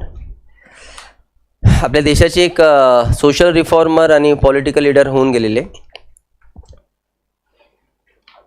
विठ्ठल रामजी शिंदे, महर्षी विठ्ठल रामजी शिंदे, मोठं नाव आहे महाराष्ट्रातलं. तसे ते होते मराठा जातीचे, पण त्यांनी दलितांसाठी भरपूर काम केले. पहिली गोष्ट असं नाही आहे की मराठा हे दलित नाही, मराठा हे दलितच बरं का. म्हणजे म्हणून म्हणतो आहे की जोपर्यंत तुम्ही एन्शंट हिस्ट्री शिकणार नाही तोपर्यंत कळणार नाही तुम्हाला की काय प्रॉब्लेम आहे. एवढंच आहे की दलितांमध्ये अप्पर आहेत, अजून काहीच नाही आहे. आपण आधी 4 वर्णामध्ये विभागलो होतो, ही गोष्ट माहीत असेल ना तुम्हाला, हे काही वेळ सांगण्याची गोष्ट नाही आहे. ब्राह्मण, क्षत्रिय, वैश्य आणि शूद्रा हे तर 4 क्लास वैदिक पिरियडमध्ये निर्माण झालेले. कालांतराने जे खालचे 2 क्लास दिसत आहेत, शूद्र आणि वैश्य, हे सगळे दलित झाले. सगळे पहिले दलित बिलित अशी काही टर्म नव्हती रे, काहीच टर्म नव्हती. दलित याची काही व्याख्याही नाही. आपण त्याला वेगवेगळ्या नावाने ओळखतो. त्यांना आपण अस्पृश्य या नावाने ओळखतो, दलित म्हणतो, अनटचेबल्स म्हणतो, डिप्रेस क्लास म्हणतो, वेगवेगळ्या नावाने त्यांना ओळखलं जातं. त्याची काही व्याख्या नाही आहे. त्याची एक व्याख्या मागे मद्रास हायकोर्टाने करण्याचा प्रयत्न केलेला होता की असा समाज जो काही सामाजिक कारणाने समाजाच्या बाहेर ठेवला गेलेला होता त्याला दलित म्हटलं जातं, असं त्यांनी एक डेफिनेशन बनवण्याचा प्रयत्न केला. पण अशी काही स्पेसिफिक डेफिनेशन नाही आहे. अनटचेबल्स याचा अर्थ समजतो का आधी तर मला हे सांगा. अनटचेबल, स्पृश्य, अस्पृश्य आपण असं म्हणतो ना, अस्पृश्य म्हणजे मुद्दा असा आहे की जर ही वस्तू किंवा जर ही व्यक्ती माझ्यासाठी अनटचेबल असेल तर मी याला टच नाही करू शकत. जर मी याला टच केलं तर माझा धर्म बुडेल, म्हणून आपण यांना अनटचेबल्स म्हणणार. ठीक आहे. आणि फक्त टच करण्याचाच मुद्दा नाही आहे. जर याची सावली जरी पडली तरी वाटोळं होऊन जाईल, आपला धर्म बुडेल. परिस्थिती गंभीर होती. आपल्या देशाची परिस्थिती भयंकर गंभीर होते. म्हणजे आपण एवढा सामाजिक भेदभाव केलेला आहे की ज्याला काही हद नाही. दलितांना गावाच्या बाहेर राहावं लागायचं. गावामध्ये त्यांना राहण्याचा अधिकार नव्हता. गावामध्ये साधारणतः ते फक्त एका कामासाठी यायचे, ते हे की जर कुठल्या गावामध्ये ढोर मेलं तर त्या ढोराला बाहेर काढण्याची रिस्पॉन्सिबिलिटी यांची आहे. ड्युटीज बांधून दिल्या गेल्या होत्या ना, कोण काय काम करणार आहे ना, ड्युटीजवरच सगळं काही होतं. लक्षात घ्यावं, सगळे कामं ड्युटीजवर होते. त्यावेळेस धर्म ज्याला म्हणतो आपण, धर्म माहिती आहे काय, धर्म म्हणजे आपले कर्म त्यावेळेसचे, आणि कर्म म्हणजे काम. जसं ब्राह्मणचं काय धर्म आहे, शिक्षण देणे, पूजापाठ करणे, मंत्रोच्चार करणे, हे ब्राह्मणचा धर्म झाला. त्यानंतर क्षत्रियांचा काय धर्म आहे, राज्याचं रक्षण करणे, राज्य चालवणे, हे त्यांचं. ज्यांच्या मनगटामध्ये ताकद तो क्षत्रिय होणार, ज्याच्या बुद्धीमध्ये ताकद तो ब्राह्मण होणार. आणि वैश्य कोण, जे व्यवसाय करतील, विविध व्यवसाय करतील.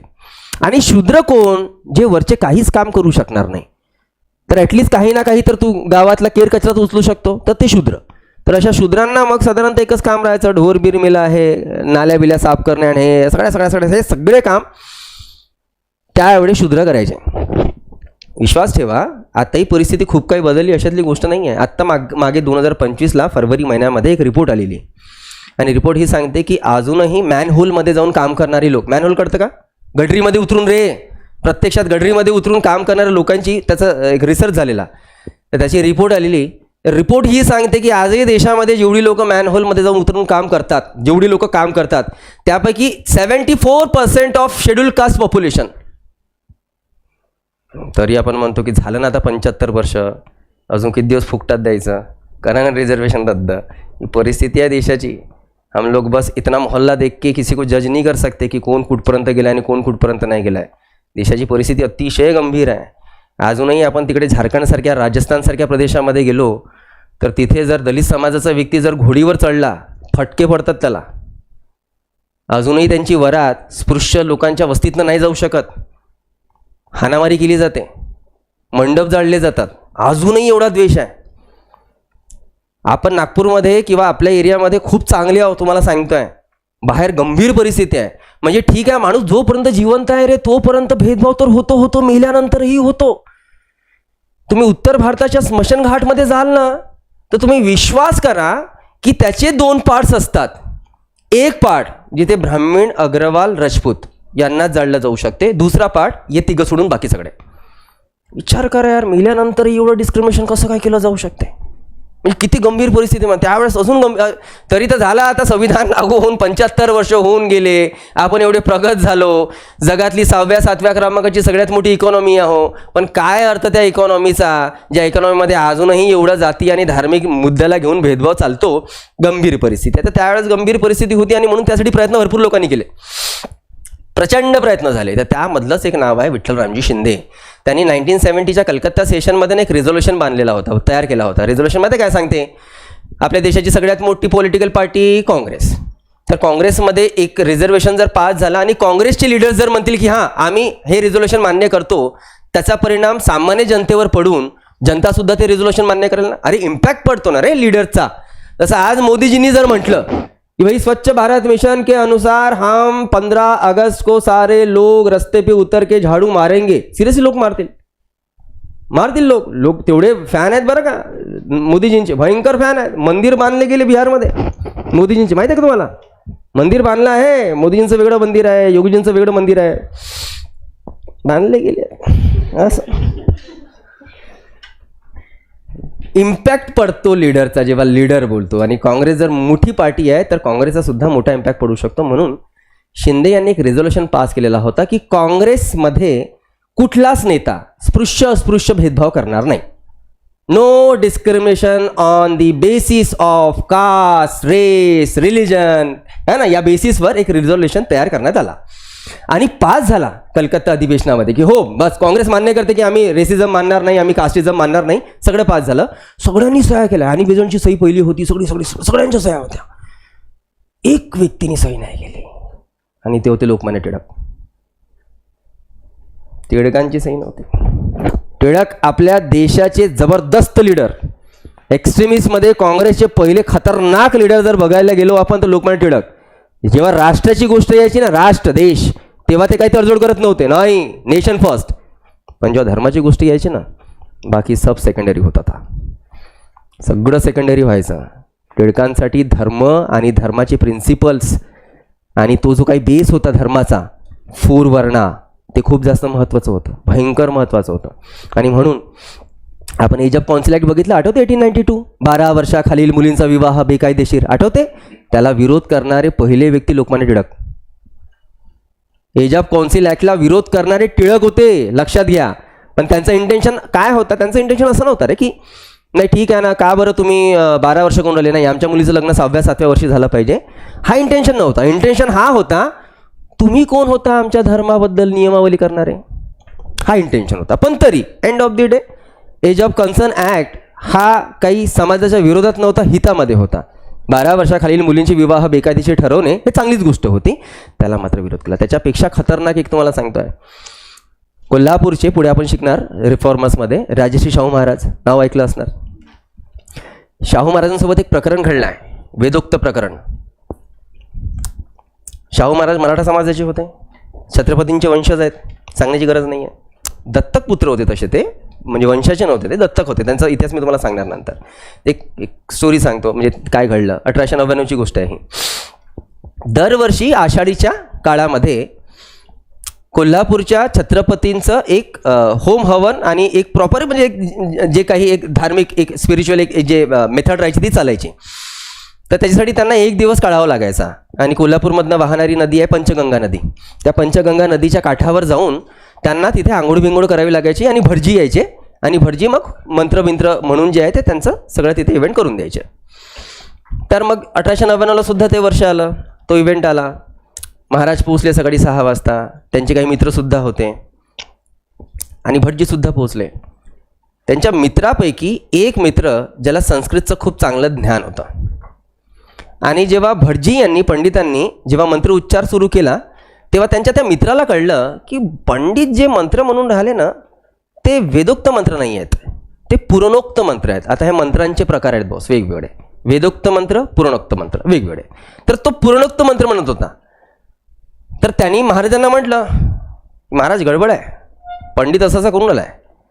तर महाराजांनी पंडितांना थांबवलं आणि म्हटलं की म्हणतायत हे ज्यांना खूप चांगलं ज्ञान आहे संस्कृतचं की तुम्ही वेदोक्त मंत्र म्हणून नाही राहिले, तुम्ही पुराणोक्त मंत्र म्हणून राहिले. तर त्यावर भटजींनी उत्तर दिलं होतं की आपण आधी हे लक्षात घ्यावे की आपण ब्राह्मण नाही, आपण शूद्र आहात आणि शूद्रांसाठी वेदोक्त मंत्राचा वापर केला जाऊ शकत नाही. शूद्रांसाठी पुराणोक्त मंत्र तयार करून आलेले, म्हणून तुमच्या समोर आम्ही वेदोक्त मंत्र म्हणून पाप करू शकत नाही. एका महाराजासमोर हे वाक्य बोलले गेलेले. विचार महाराजांच्या अंगावर, विचार करा की महाराजांच्या अंगावर किती मोठी वीज पडली असेल. आणि महाराजांना आधी तर हे समजलं की बॉस मी महाराज असून मला हे ट्रीटमेंट, तर सामान्य लोकांचे काय हाल असतील कोल्हापूरमध्ये. त्याच्यानंतर जे भांडण सुरू झालं मग महाराज विरुद्ध ब्राह्मण कोल्हापूरमध्ये, ज्याला काही हदच नाही, ज्याला काही सीमा नाही. पण त्या सगळ्या भांडणामध्ये आत्तापर्यंत लोकमान्य टिळक हे शाहू महाराजांचे खूप चांगले मित्र होते. टिळकांनी महाराजांवर भयंकर टीका केली, भयंकर. आणि ते ह्याच भाषेत बोलायचे, याच भाषेमध्ये बोलायचे की शूद्रांनी ब्राह्मणाची आस करू नये, तुम्ही तो हट्ट सोडून द्या, तुमच्यासमोर असे मंत्र म्हटले जाऊ शकत नाही. तर टिळकांचा सरळ सरळ मुद्दा होता. जिथे धर्माची गोष्ट आली तिथे ते हे करायचे. पंडित रमाबाई ऐकलंय आपण बोलत याच्या आधी? पंडित रमाबाईला लोकमान्य टिळक राक्षसीन म्हणायचे. राक्षसीन म्हणायचे का म्हणायचे ते यावर नंतर बोलून घेऊ, पण टिळकांचं तुम्हाला सांगितलं. सो या 1917च्या कलकत्ता सेशनमध्ये हे एक महत्त्वपूर्ण घटना झाली की इथे एक रिझॉल्युशन पास करून घेतलं गेलं अस्पृश्यता टाळण्यासाठी, अस्पृश्यताला बंदी घालण्याकरिता. काँग्रेसने मान्य केलं, काही लीडरने त्याला मानलं नाही. ठीक, याच्या व्यतिरिक्त काही नाही. चला, इथे आता काँग्रेस आणि बाकी सगळ्या बाबी इथे समाप्त होतात. आणि अभी जिसका आपको था इंतजार, जिसके लिए दिल था बेकरार, वो घडी आ गई. आपल्याला गांधीजींचं जीवन बघायचं आहे. तर काम करा, हेडिंग देऊनच द्या तुम्ही, गांधी एरा असंच द्या हेडिंग. तसं गांधी एरिया जेव्हा आपण म्हणतो ना तेव्हा तो 1920 असतो सुरू, पण ठीक आहे देऊन द्या हेडिंग, कारण की नंतर मग राहून जाईल. कारण की इथनं पूर्ण एक जो फ्लो चालतो तर मग राहून जातं. अच्छा, अजून एक गांधी एरा देऊन द्या. आणि दुसरी गोष्ट व्हॉइस रॉय पण चेंज करून टाकू ना, तर मग तोही राहून जातो. पेनशोडा फायटिंग होता आतापर्यंत. आता द्या next Chelmsford, Lord Chelmsford. James नाही, चेम्सफोर्ड, चेम्स. 1916 1921.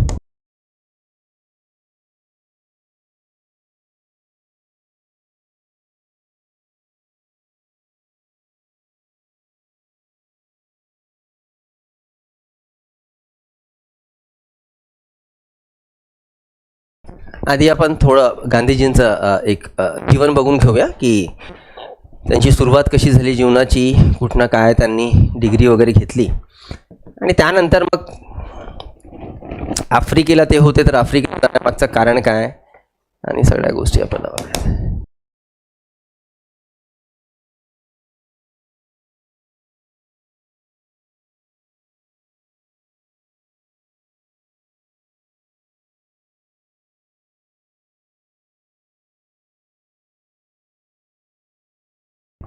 उगाच इथे काही वादविवादाचा मुद्दा नाही व्हावा म्हणून ऑनलाईनही जातो आपण, है ना. तर त्यामुळे गांधींचा जन्म याच्या आधी आपण बघितला आहे 2 ऑक्टोबर 1869ला गुजरातच्या पोरबंदरला झालेला. एक साधारण फॅमिलीमध्ये त्यांचा जन्म झाला. त्यांचे वडील, त्यांचे आजोबा हे राजकोट संस्थानामध्ये दिवाण पदावर होते. राजकोट संस्थान होतं, प्रिन्सली स्टेट होतं, आणि तिथे दिवाण पदावर होते, तर चांगल्याच घरचे होते.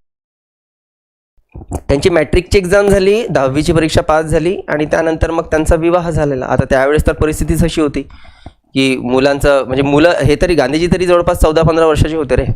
साधारणतः 11व्या-12व्या वर्षी मुलांचं लग्न होऊन जायचं, 6व्या, 7व्या, 8व्या वर्षाच्या मुलीसोबत. तर इकडे यांचं राजकोटच्याच कॉलेजमधनं यांचं शिक्षण झालेलं, पण त्यावेळेस इच्छा होती त्यांची की ऑफकोर्स बॅरिस्टरची पदवी मिळवायची आहे, बॅरिस्टर बनायचं आहे.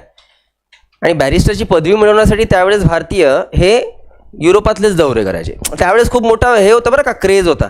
जसं आज नाही का आपल्या देशामध्ये क्रेज एकच दिसते, इंजिनियर.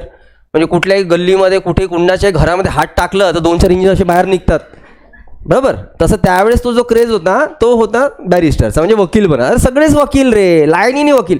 काँग्रेसमध्ये म्हणजे गांधीजी वकील, नेहरू वकील, नेहरूंचे बाबा मोतीलाल नेहरू वकील, सब वकीलों की फौज थी उस टाइम पे, कोई कमी नाही.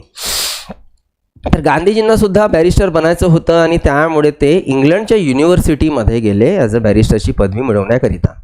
आणि तिथे अभ्यासामध्ये चांगले होते, हुशार होते, तर त्यांनी आपली बॅरिस्टरची पदवी मिळवली. आणि मिळून मग ते भारतामध्ये परत आले, आणि परत येऊन त्यांनी इथे वकिलीची प्रॅक्टिस सुरू करायची त्यांनी सुरुवात केली. आधी ऑफकोर्स प्रॅक्टिस करावं लागेल. तर आधी त्यांचे प्रयत्न राजकोटमध्ये झालेले, राजकोटच्या कोर्टामध्ये चांगला वकील होण्याची प्रॅक्टिस, पण तिकडे त्यांना काही केस मिळत नव्हते. मग ते मुंबईला आले, बॉम्बेमध्ये त्यांनी प्रयत्न केले की बाबा चांगले काही केसेस मिळेल, पण त्यांना त्यांच्या प्रयत्नामध्ये कधीही सफलता मिळू शकली नाही. त्यांना त्यांचे कधीच चांगले असे तगडे केस वगैरे मिळू शकले नाही. तर त्याच्या मागे काही कारणंसुद्धा होते. वकील बनना मतलब हर किसी की बात थोडी आहे, नाही बनवू शकत ना. म्हणजे परिस्थिती अशी की म्हटलं जातं की जेव्हा यांना एक छोटीशी केस मिळालेली होती, 2-3च केस मिळाल्या गांधीजींना, यांना एक छोटीशी केस मिळालेली होती, तर ती केस प्रेझेंट करत असताना जज समोर यांना चक्कर आला होता, पडले होते. आता वकील जर असे कमजोर असतील तर विचार करा केस किती कमजोर राहू शकते ती. अच्छा, दुसऱ्या केसमध्ये अजून भारी झालं. दुसरी एक चोरीची केस आली त्यांच्याकडे. एका माणसावर एलिगेशन लागले होते की या माणसाने मोठी चोरी केली आणि त्यांनी गांधीजींना आपलं वकिली पत्र दिलं की साहेब तुम्ही लढा. नवखे होते तर त्यांनाही वाटलं की चला घेऊन घेतो बॉस केस, आपल्याला तशी मिळत नाही. मिळाली त्यांना केस, त्यांनी घेऊन टाकली. आता केस घेतली, त्याला विचारलं सगळं चांगलं की बाबू सांग मला, खरं खरं सांग, तू चोरी केली का नाही केली का? तो म्हणतो की नाही साहेब मी चोरी नाही केली, म्हणून मी तुम्हाला वकिली पत्र दिलं. चला ठीक आहे. गांधीजींनी आपली केस तयार केली, कोर्टामध्ये मांडली आणि चालू आहे, हिअरिंग चालू आहे, त्याच्या चालू आहे डिस्कशन अँड ऑल दॅट. कालांतराने गांधीजींना काही पक्के पुरावे मिळाले की याच माणसाने चोरी केली. आणि जेव्हा पक्के पुरावे मिळाले आणि 2 दिवसानंतर जेव्हा डेट होती तेव्हा जज समोर गांधीजी आपल्याच केसच्या माणसाला म्हणतात की साहेब याला शिक्षा द्या, चोर आहे. मला सांगा याच्यानंतर कोण वकिली पत्र देणार? हा मुद्दा आहे ना. तर त्यानंतर मग पुन्हा त्यांचे ते प्रयत्न होते पण नाही भेटले, त्यांना केसेस नाही भेटले. मग त्यांनी अतिशय ते साधारण काम सुरू केलं, अर्ज बिर्ज लिहून देण्याचं. तुम्ही त्या कधी कोर्ट म्हणतो तुमच्या जिल्ह्यात गेले असतं ना, ते नाही 5 रुपयात सही देणारे वकील असतात, हां बस तसे काम मग गांधीजी सुरू झाले आहे ना. त्यावेळेस होऊ शकते की 5 पैशामध्ये सही मिळत असेल, 5 आण्यामध्ये सही मिळत असेल. तर जवळपास मग त्यांनी ना आशा सोडली की यार मैं अच्छा बॅरिस्टर बन पाऊंगा, असं त्यांच्या जीवनामध्ये काही खास आशा राहिली नाही. पण हे सगळं सुरू असताना एक खूप चांगला गोल्डन मोमेंट त्यांच्या जीवनामध्ये आला, एक खूप चांगला चान्स त्यांच्या जीवनामध्ये आला. आफ्रिकेमध्ये, साऊथ आफ्रिकेमध्ये एक भारतीय कंपनी, पहिली गोष्ट एक गोष्ट लक्षात घ्या की आफ्रिकेमध्ये भरपूर भारतीय लोक होते, भयंकर प्रचंड चांगले मोठे मोठे बिझनेसमॅनही होते आणि या व्यतिरिक्त गोरगरीब लोक सुद्धा होते. कोण गोरगरीब? मजूर. कारण की आफ्रिकेमध्ये प्रोडक्शन खूप चांगलं आणि त्यामुळे तिथे काम त्यांना चांगलं मिळायचं, तर लोक तिथे कामाला जायचे. तर क्लिअर करून टाका की आफ्रिकेत भरपूर भारतीय होते, साऊथ आफ्रिकेमध्ये. दुसरी गोष्ट, भारतीय जर आहेत तर भारतीय हिंदू आहेत आणि मुस्लिम सुद्धा आहेत. पण जरा हे समजून घ्या की आफ्रिकेमध्ये सरकार कुणाची आहे, तर आफ्रिकेमध्ये सुद्धा सरकार आहे इंग्रजांचीच. इंग्रजच रूल करून राहिले. फक्त फरक काय, तिथे इंग्रजांचे व्हॉइसरॉय गव्हर्नर वेगळे, भारताची सरकार वेगळी. कळते आहे ना? असं नाही कॉमन सरकार नाही आहे. वहाँ पे भी अंग्रेज सरकार चला रे, यहाँ पे भी अंग्रेज सरकार चला रे, पण ऑफकोर्स तिथली वेगळी सरकार, इथली आपली वेगळी सरकार. नेमकं एक भारतीय कंपनी होती आफ्रिकेमध्ये, ज्या कंपनीला नाव होतं दादा अब्दुल्ला कंपनी. त्या दादा अब्दुल्ला कंपनीवर तिथे एक एलिगेशन्स टाकून त्यांच्यावर एक केस चालू होती. आता भारतीय कंपनी होती तर त्या दादा अब्दुल्लानी त्या केसचं वकिलीपत्र सुद्धा एका भारतीय व्यक्तीलाच दिलेलं होतं, तो सुद्धा आफ्रिकेतच राहायचा. तर एक मोठा वकील होता, भारतीय पण आफ्रिकेतला. तर तो ती केस लढत होता, पण ऑफकोर्स केसचं बर्डन खूप जास्त होतं. तर त्या बर्डनला हलकं करण्यासाठी यांनी काय केलं त्या वकिलांनी की बाबा भारतातनं एकात असिस्टंट जर आपण बोलवला तर चांगलं राहील. तर त्याच्या ओळखीचे जो व्यक्ती होता गुजरातचा, त्याने गांधीजींना रेफरन्स दिलं की बाबा तुम्ही याला घेऊ शकता, तसे काम भेटत नाही याला, तुम्ही घेऊन जाऊ शकता. सो तिथनं मग लेटरला गांधीजींना एक प्रपोजल आला की बाबा तुम्ही आना पसंत करोगे साऊथ आफ्रिका. बिलकुल गांधीजी एका पायावर उभे झाले आणि म्हटले की ठीक आहे आम्ही येतो. आणि मग अशा प्रकारे गांधीजी 1893ला आफ्रिकेमध्ये गेले, साऊथ आफ्रिकेमध्ये. कशासाठी? तर त्या कंपनीच्या केस आणि त्या वकिलाचा असिस्टंट म्हणून काम करण्याकरिता ते तिथे आफ्रिकेला गेले. बाकी तिथे गेल्यानंतर ती केस आणि केसचे सगळे काम राहिले बाजूला. तिथल्या जेव्हा त्यांनी समस्या बघितल्या तर त्या समस्याला घेऊन त्यांनी तिथे आपल्या काही चळवळींना आकार दिला, चळवळींना जन्म दिला. कुठनं काय आणि कसं त्याला जरा समजण्याचा प्रयत्न करू. आधी तर त्यांच्या जीवनाचा तो पहिला तुम्हाला इव्हेंट सांगतो. इव्हेंट इन द सेन्स तो काय त्यांच्या जीवनामध्ये घडलेला एक घाणेरडा प्रकार. डर्बन रेल्वे स्टेशनवरनं ते पुढे जात होते. तर जेव्हा ते डर्बन स्टेशनवर चढायला गेले त्या ट्रेनमध्ये, तो चुकून तो जो क्लास होता तो क्लास फर्स्ट होता, म्हणजे फर्स्ट क्लास होता. आणि फर्स्ट क्लासमध्ये जसे चढले बॅग घेऊन, तसे जेव्हा लोकांनी बघितलं तिथल्या फर्स्ट क्लासच्या लोकांनी की हा काळा माणूस चढलेला आहे, तर तसं त्या लोकांनी मिळून गांधीजींना धक्का देऊन जे आहे ते बाहेर फेकलं. आणि मग त्यांचं लक्ष गेलं की त्या फर्स्ट क्लासच्या डब्याच्या बाहेर लिहिलेलं आहे की dogs and blacks are not allowed.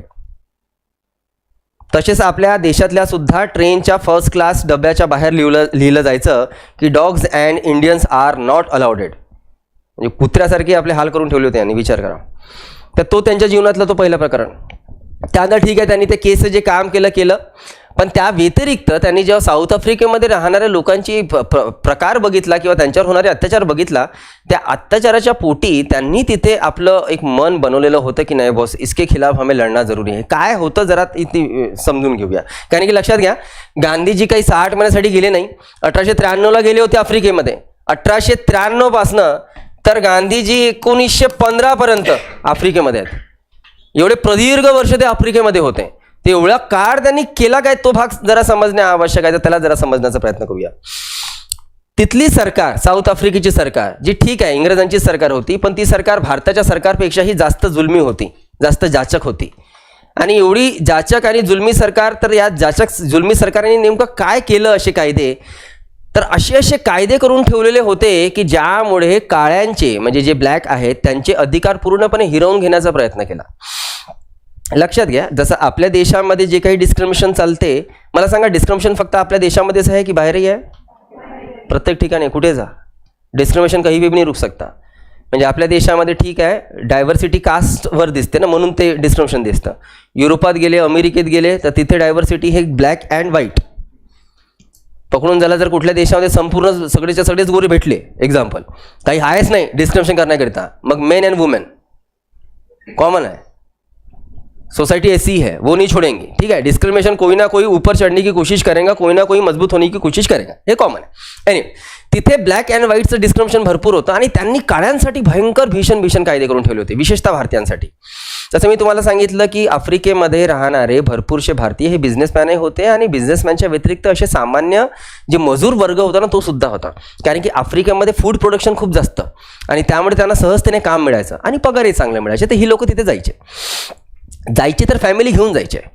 भारतीयांच्या सोसायटी होत्या. खूपदा तर असंही व्हायचं की तिथे भारतीयांनी एका माणसाने दुसऱ्या महिलेशी, भारतीय महिलेशीच विवाह करून टाकला, म्हणजे सोसायटीसुद्धा आहेत तिथे. पण तिथे असे रूल्स रेग्युलेशन्स केले गेलेले होते की इथे कुठल्याही व्यक्तीला जर विवाह करायचा असेल तर तो विवाह ख्रिश्चन पद्धतीनेच करावा, कुठल्याही वेगळ्या धार्मिक पद्धतीने तो विवाह मान्य केला जाणार नाही. जर तुम्ही दुसऱ्या पद्धतीने विवाह केला असेल तर तो विवाह अमान्य असेल आणि जर तुम्हाला जर बाळ झालं असेल तर त्या बाळाला सुद्धा अमान्य मानून ते बाळ तुमच्याकडनं काढून घेतलं जाईल. एवढे जाचक आणि भीषण नियम होते. म्हणजे बघा ना, ऑफकोर्स आता तिथे हिंदू आहेत, मुस्लिम्स आहेत, पण त्यांना त्यांच्या धार्मिक रूढी परंपरानुसार लग्न करण्याचा अधिकार नाही. त्यांना ख्रिश्चन पद्धतीनुसारच लग्न करणे कंपल्सरी. हे तर मी तुम्हाला एक नियम सांगितला. असे भरपूर नियम होते, ज्या भरपूर नियमामुळे तिथले लोक हे ग्रस्त होते आणि म्हणून गांधीजींनी याच्या विरोधामध्ये लढा देण्याचं ठरवलं आणि त्यांनी तिथे आपले काही फार्म्स, म्हणजे ज्याला आपण आश्रम म्हणतो ना, तसे तिथे आफ्रिकेमध्ये आपला एक फार्म जो आहे तो तिथे त्यांनी निर्माण केला. टॉलस्टाय इथे त्यांनी आपला पहिला फार्म म्हणजेच पहिला आश्रम जे आहे ते निर्माण केलं. टॉलस्टॉय फार्म म्हणून त्याला ओळख. आणि तिथे आपलं आश्रम निर्माण केल्यानंतर, फार्म निर्माण केल्यानंतर टॉलस्टॉय फार्म तिथल्या लोकांनी त्यांनी इंटिग्रेट केलं आणि इंटिग्रेट करून त्यांनी तिथल्या सरकारच्या विरोधामध्ये जो लढा दिला, त्या लढ्याला आपण कुठल्या नावाने ओळखतो किंवा आपण त्या तत्वांना कोणत्या नावाने ओळखतो त्याला जरा समजण्याचा प्रयत्न करून घेऊया. आधी तुम्ही हे समजा की गांधीजी हे खूप एक्स्ट्राऑर्डिनरी पर्सनॅलिटी होती बॉस. गांधीजींकडे काही असे वेपन्स होते ज्या त्या वेपनचा वापर करून ते समोरच्याला एकदम ठा करायचे. काय वेपन्स होते त्याला जरा समजण्याचा प्रयत्न करून घेऊया. एक त्यांच्याकडे वेपन होतं सत्याग्रह. दुसरा त्यांच्याकडे वेपन होतं अहिंसा.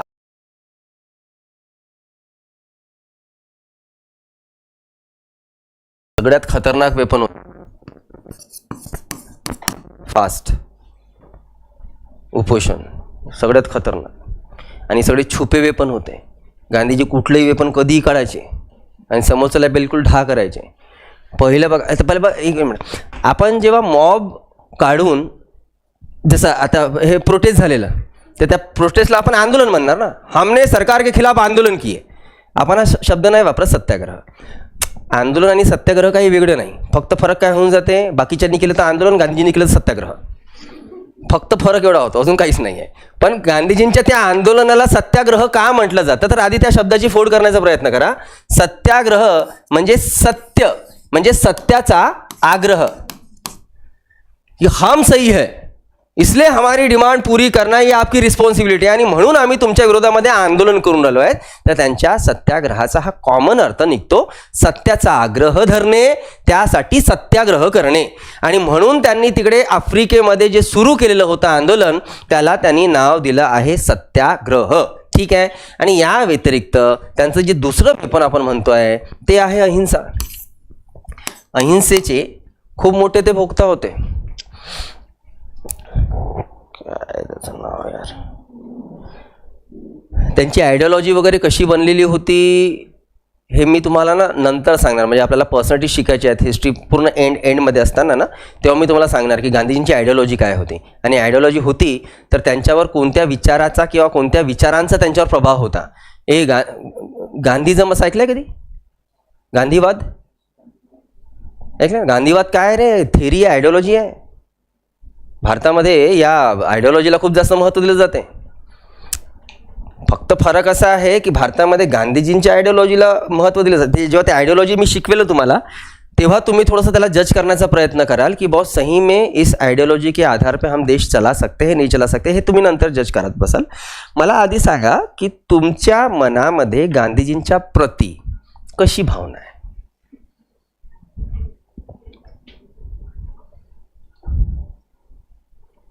म्हणजे कुणाच्या प्रती कशी भावना आहे त्याचाही विचार कोणाला का? बता दे यार, दिल कैसी भावना है.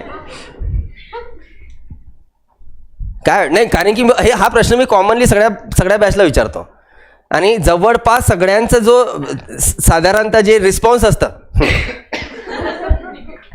हे टाईपचं असतं. सिरियसली मला कळत नाही की कारण काय. गांधीजी म्हणजे त्यावेळेस मी तुम्हाला सांगतो की अशी पर्सनॅलिटी ना जास्त उंचीचे नव्हते.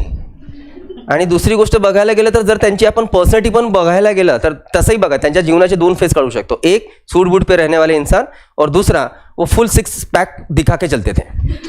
कारण की ते पंजाच नेसायचे, फक्त वरचं काही नेसायचे नाही. का नाही नेसायचे तेही सांगणार मी तुम्हाला. ते पूर्ण जेव्हा भारत दौरा करत होते तेव्हा त्यांनी एका ठिकाणी गेले होते, मदुराईमध्ये अतिशय लोक गरीब, त्यांच्या अंगावर कपडा नाही, हे नाही ते नाही, बिचारे कसे मसे जगून राहिले, एकदम कुपोषणामध्ये जगून राहिले. त्यांचं दुःख बघून मग गांधीजींनी विचार केला की बॉस इसके बाद मैं शरीर पे कभी कोट सूट नहीं पहनूंगा, मी आजीवन धोतर नेसून जगेल. ते त्यांनी तेव्हा ठरवलं. तर त्याच्यानंतर बघा तुम्ही 1920 नंतर त्यांचा जो पूर्ण जो तुम्हाला दिसणार आहे, कोई भी रहे तिकडे राणी आली तरी पण गांधीजी फक्त धोत्रावर जातील, विषय संपला. वो उनका लाईफस्टाईल था. ठीक आहे. म्हणजे ते गरिबीला बघून गांधीजींनी विचार केला होता की नाही यांच्या अंगावर कपडे नाही आहेत तर मी सुद्धा कपडे घालणार नाही. आता प्रत्येकांचे आपल्याला विचार असतात बरं का, कारण की यांच्याच काळामध्ये दुसरा व्यक्ती होता, ज्या व्यक्तीने बघितलं की यार या लोकांच्या अंगावर कपडे नाही, मी असे कपडे घालील की मला बघून हे मला फॉलो करतील. आणि ते होते डॉक्टर आंबेडकर.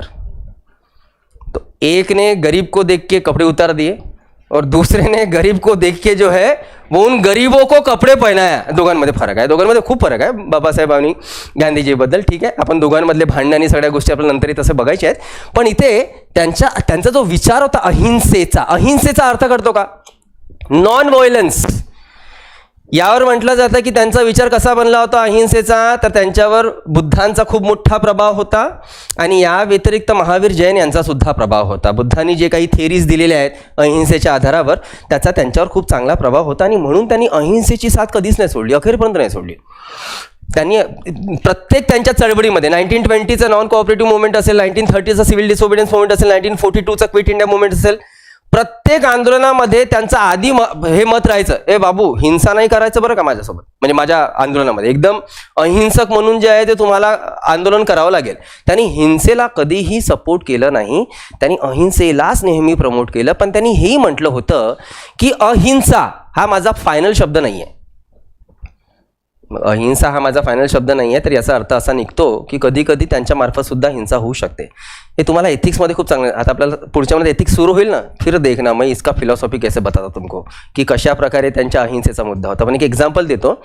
1937ला मध्य प्रदेशामध्ये MP मध्ये काँग्रेसची सरकार आलेली होती.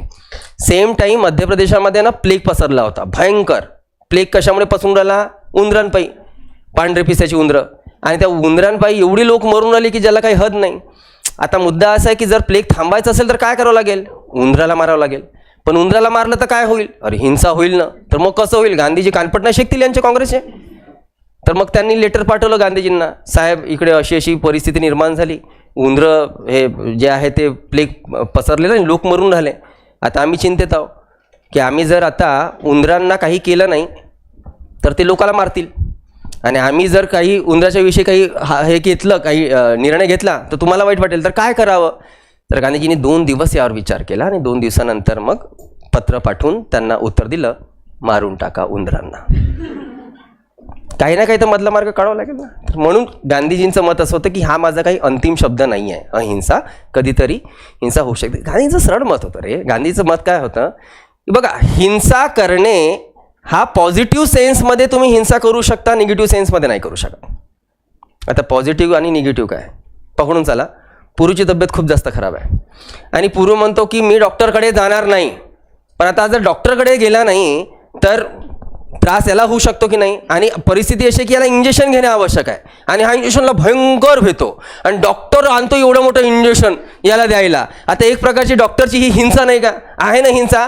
गांधीजी म्हणतात डॉक्टरला, हे दे रे त्याला इंजेक्शन दे, हे हिंसा चालते. या हिंसेला प्रॉब्लेम नाही आहे. कळते आहे का? त्यांच्या हिंसाची फिलॉसॉफी खूप वेगळी होती, भयंकर वेगळी होती. लक्षात घ्या, मच्छर जोपर्यंत फिरून राहिला मारू नका, हिंसा होईल. जर चावला मार. डिपेंड्स हिंसा कुठे करायची आणि नाही करायची.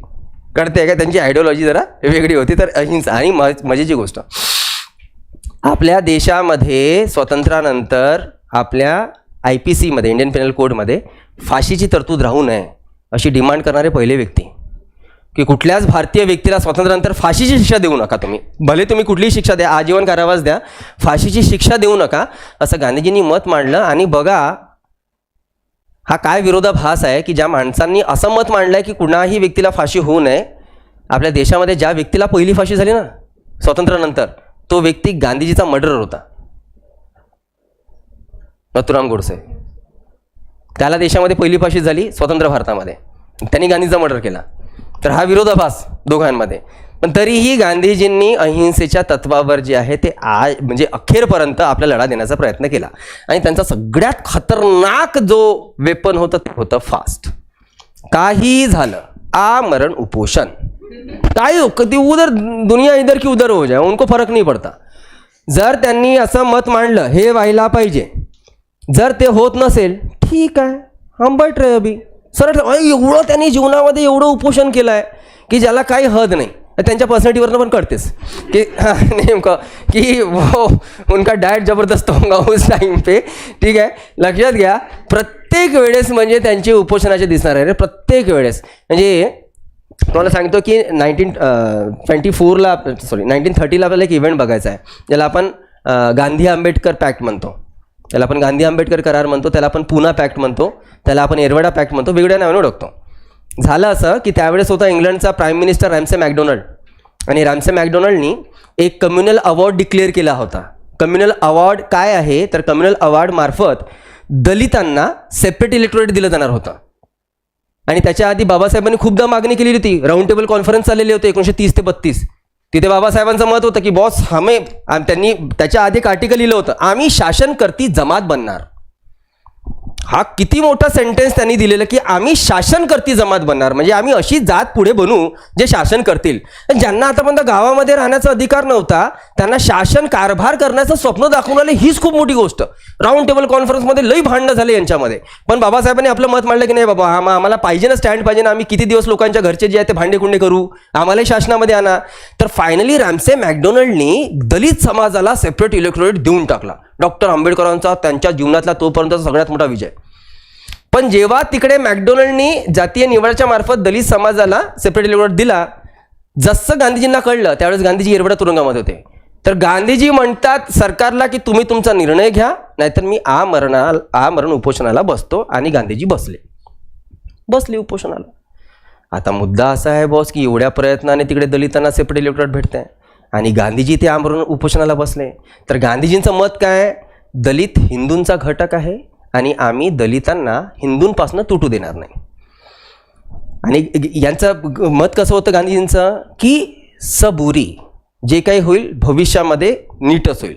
आणि बाबासाहेबांचं मत होतं की कधी नीट होईल, एवढे हजारो वर्षापासून काही झालं नाही, कधी होईल आता पाहिजे, विषय संपला. मी जोपर्यंत हयातीमध्ये आहे मी माझ्या लोकांना अधिकार देऊन जाईल, विषय संपला. तर त्यांचं भांडण. पण इकडे बसले उपोषणा, नाही बाबा मी आमरण उपोषणाला बसतो, बसले गांधीजी, अब करते क्या. फायनली बाबासाहेबांना एक स्टेप मागे घ्यावी लागली आणि स्टेप मागे घेऊन त्यांना करार करावा लागला 24 सप्टेंबर 1932ला की ठीक आहे, नाही देणार आपण दलितांना, रिझर्वेशन देऊन टाकू. तर फायनली नाही म्हणाल मग दलितांना सेपरेट इलेक्टोरेट. बसले होते उपोषणाला बसून गांधीजींनी आपले नेहमी जे समोरच्यांकडनं म्हणणं आहे ना ते म्हणणं मान्य केलं. अरे देशाच्या स्वातंत्र्यानंतरही खूप मजेची गोष्ट, तुम्हाला नंतर सगळे मजा ऐकवेल ना मी की काय काय मजा आहे. गांधीजी खूपदा उपोषणाला बसले. एकदा संविधान सभेला धमकी दिली होती उपोषणाची. गांधीजी त्यावेळेस संविधान सभेमध्ये देशामध्ये जेवढे मोठे लिडर्स होते ना सगळे कॉन्स्टिट्यूशन असेंब्लीचे मेंबर्स होते, सगळे, फक्त 2 मेंबर सोडून, बॅरिस्टर जिना आणि गांधीजी. आता गांधीजी का नव्हते, म्हणजे गांधीजी के फालतू चिल्लर काम करतील का? गांधीजी हे गार्जियन होते देशाचे, हे काही लीडर नव्हते, म्हणजे प्रतिनिधी नव्हते, म्हणजे हे पॉलिटिकल एजंट नव्हते. म्हणून गांधीजींना काही कॉन्स्टिट्यूशन असेंब्लीचा मेंबर व्हायचा नव्हता. पण गांधीजी मात्र ॲडवाईस द्यायचे, हे करा ते करा. तर ड्राफ्टिंग कमिटीचे चेअरमॅन डॉक्टर भीमराव आंबेडकर यांनी एक सूचना केलेली होती गांधीजींनी लेटर लिहून की तुम्ही संविधानामध्ये ग्रामपंचायत याला अधिकार द्यावे, जास्तीत जास्त ग्रामपंचायतीची स्थापना करावी. बाबासाहेबांनी काही त्यावर लक्ष दिलं नाही. त्यानंतर पुन्हा 10-15 दिवसानंतर पुन्हा एक लेटर गेलं आणि गांधीजी म्हणतात की बघा, मी आधी तुम्हाला सूचना दिली, कदाचित तुम्ही माझी सूचना मान्य केली नाही, आता मी अखेरची सूचना करतो आहे, जर ही मान्य केली नाही तर मी आमरून उपोषणाला बसेल. काही झालं तर आमरून उपोषण. तर उगाच वाद होऊ नये म्हणून आपण आर्टिकल 40 कलम 40 ग्रामपंचायतीची तरतूद करून टाकली. बाबासाहेबांना ग्रामपंचायतीला अधिकार द्यायचे नव्हते. बाबासाहेबांचे विचार त्यावेळेस तुम्ही बघाल तर थोडासा धक्का बसेल. का बरं ग्रामपंचायत, लोकल बॉडी आहे, चांगली गोष्ट आहे. पण त्यांना माहीत होतं ना की ग्रामपंचायत काय काम करणार.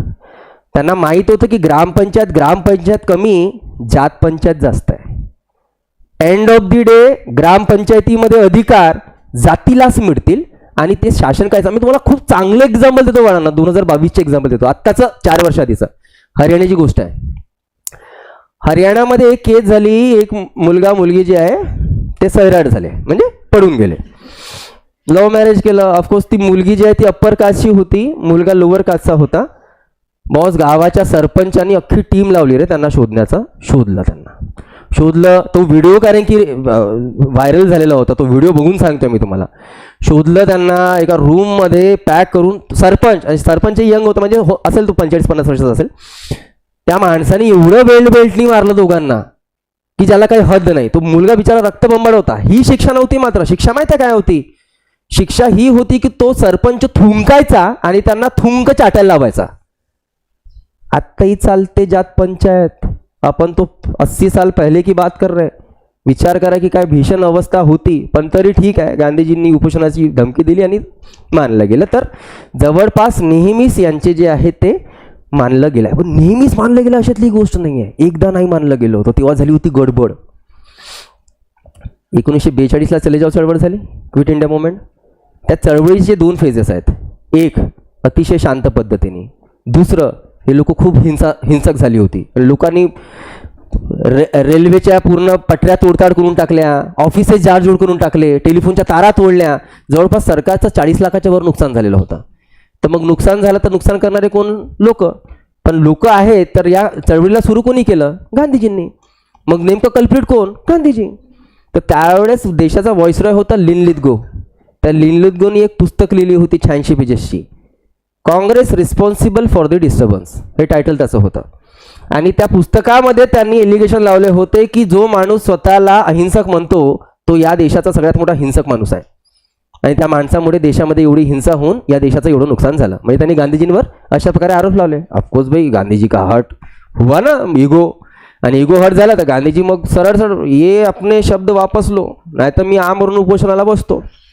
बसले बॉस आमरण उपोषणाला. लिन लिथगो माहिती आहे काय म्हणते? लिन लिथगो म्हणतो की गांधीजी तुम्ही चिंता करू नका, तुम्ही करा उपोषण, मी चंदनाची लाकडं इकडे तयार ठेवतो. सिरियसली त्याच्या लेटरमध्ये शब्द होते. म्हणजे जाल तर चंदनाच्या लाकडावर जाल, प्रॉब्लेम नाही आहे, करा तुम्ही उपोषण, मी माझे शब्द वापस घेणार नाही.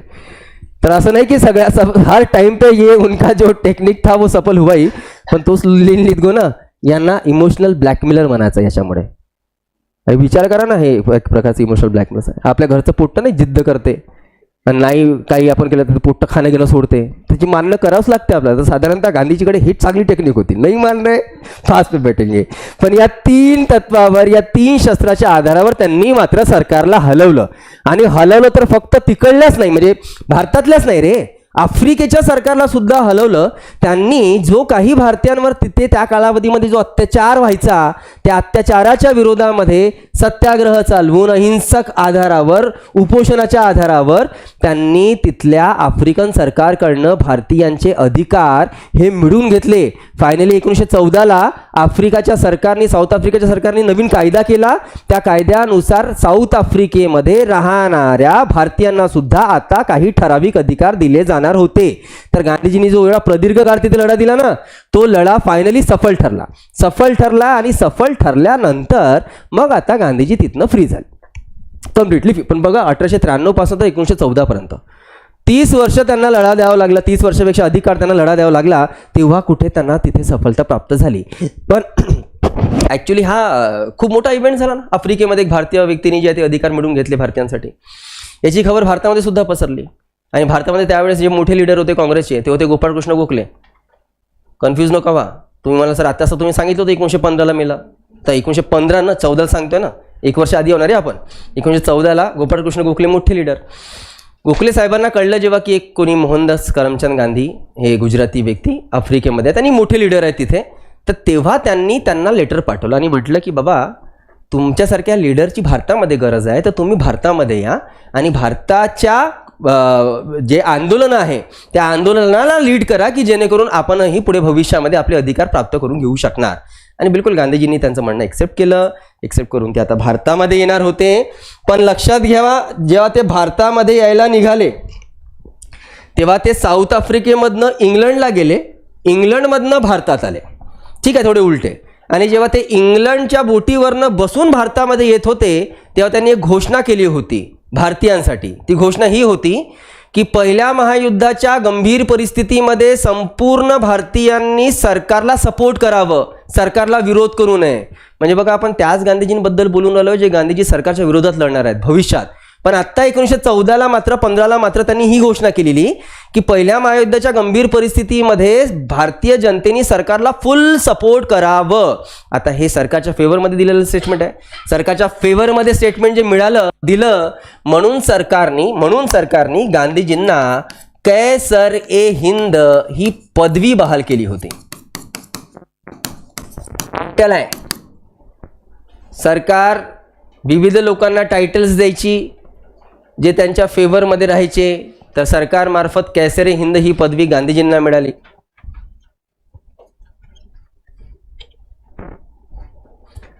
आणि फायनली मग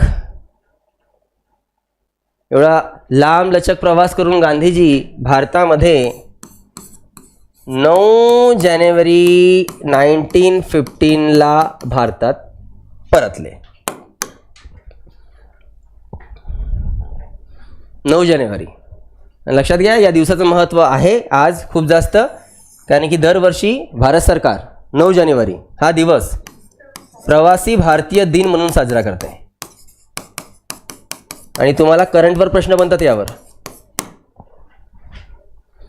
9 जानेवारी प्रवासी भारतीय दिन म्हणून भारत सरकार दरवर्षी साजरा करते.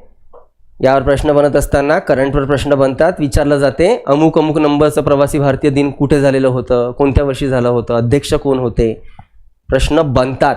तर तुमच्या करंट अफेअरच्या बुकमध्ये या सगळ्या इन्फॉर्मेशन असतं. ठीक आहे, जे इयर बुक असतं तुमचं. तर या दिवसाला प्रवासी भारतीय दिन.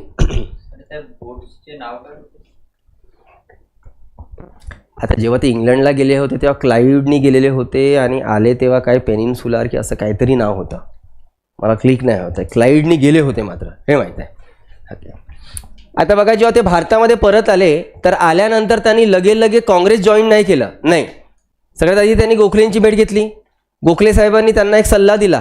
सल्ला असा होता की बघा, तुम्ही एवढ्या वर्षानंतर भारतामध्ये येऊन राहिलेले, तर तुम्हाला भारताची आर्थिक, सामाजिक, राजकीय परिस्थिती माहीत नाही, तर तुम्ही सरसकट असे आंदोलन वगैरे सुरू करू नका.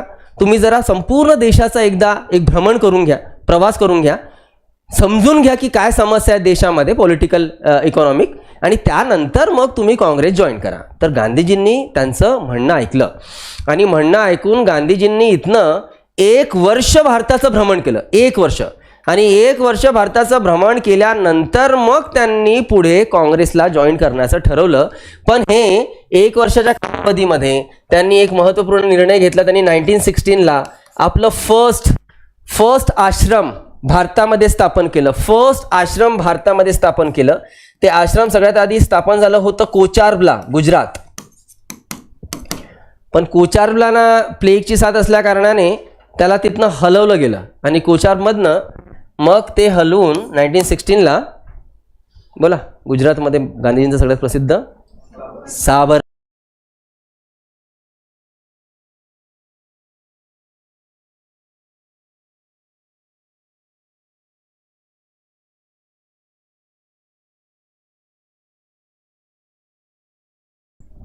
लक्षात घ्या. यावर प्रश्न जेव्हा बनलाय ना तेव्हा त्यांनी आयोगाने बिलकुल असं नाही विचारलं की गांधीजींनी भारतामध्ये स्थापन केलेलं फर्स्ट आश्रम हे खालीलपैकी कोणतं हे विचारलं आहे असं. पण त्यात साबरमती ऑप्शनच नव्हतं. त्यामध्ये ऑप्शन होतं कोचार्बला त्यांनी स्थापन केलं होतं. पण अवघ्या काही दिवसात त्याला साबरमतीला शिफ्ट करावं लागलं कारण तिथे प्लेगची साथ होती. ठीक आहे. सो भारतामध्ये यांचं आगमन झालं आणि भारतामध्ये आगमन झाल्यानंतर लगेच जे महत्त्वपूर्ण बाबी किंवा यांच्या नेतृत्वाखाली जे काही सत्याग्रह झालेले तर आपण फटकन बघूनच घेऊ. आपल्या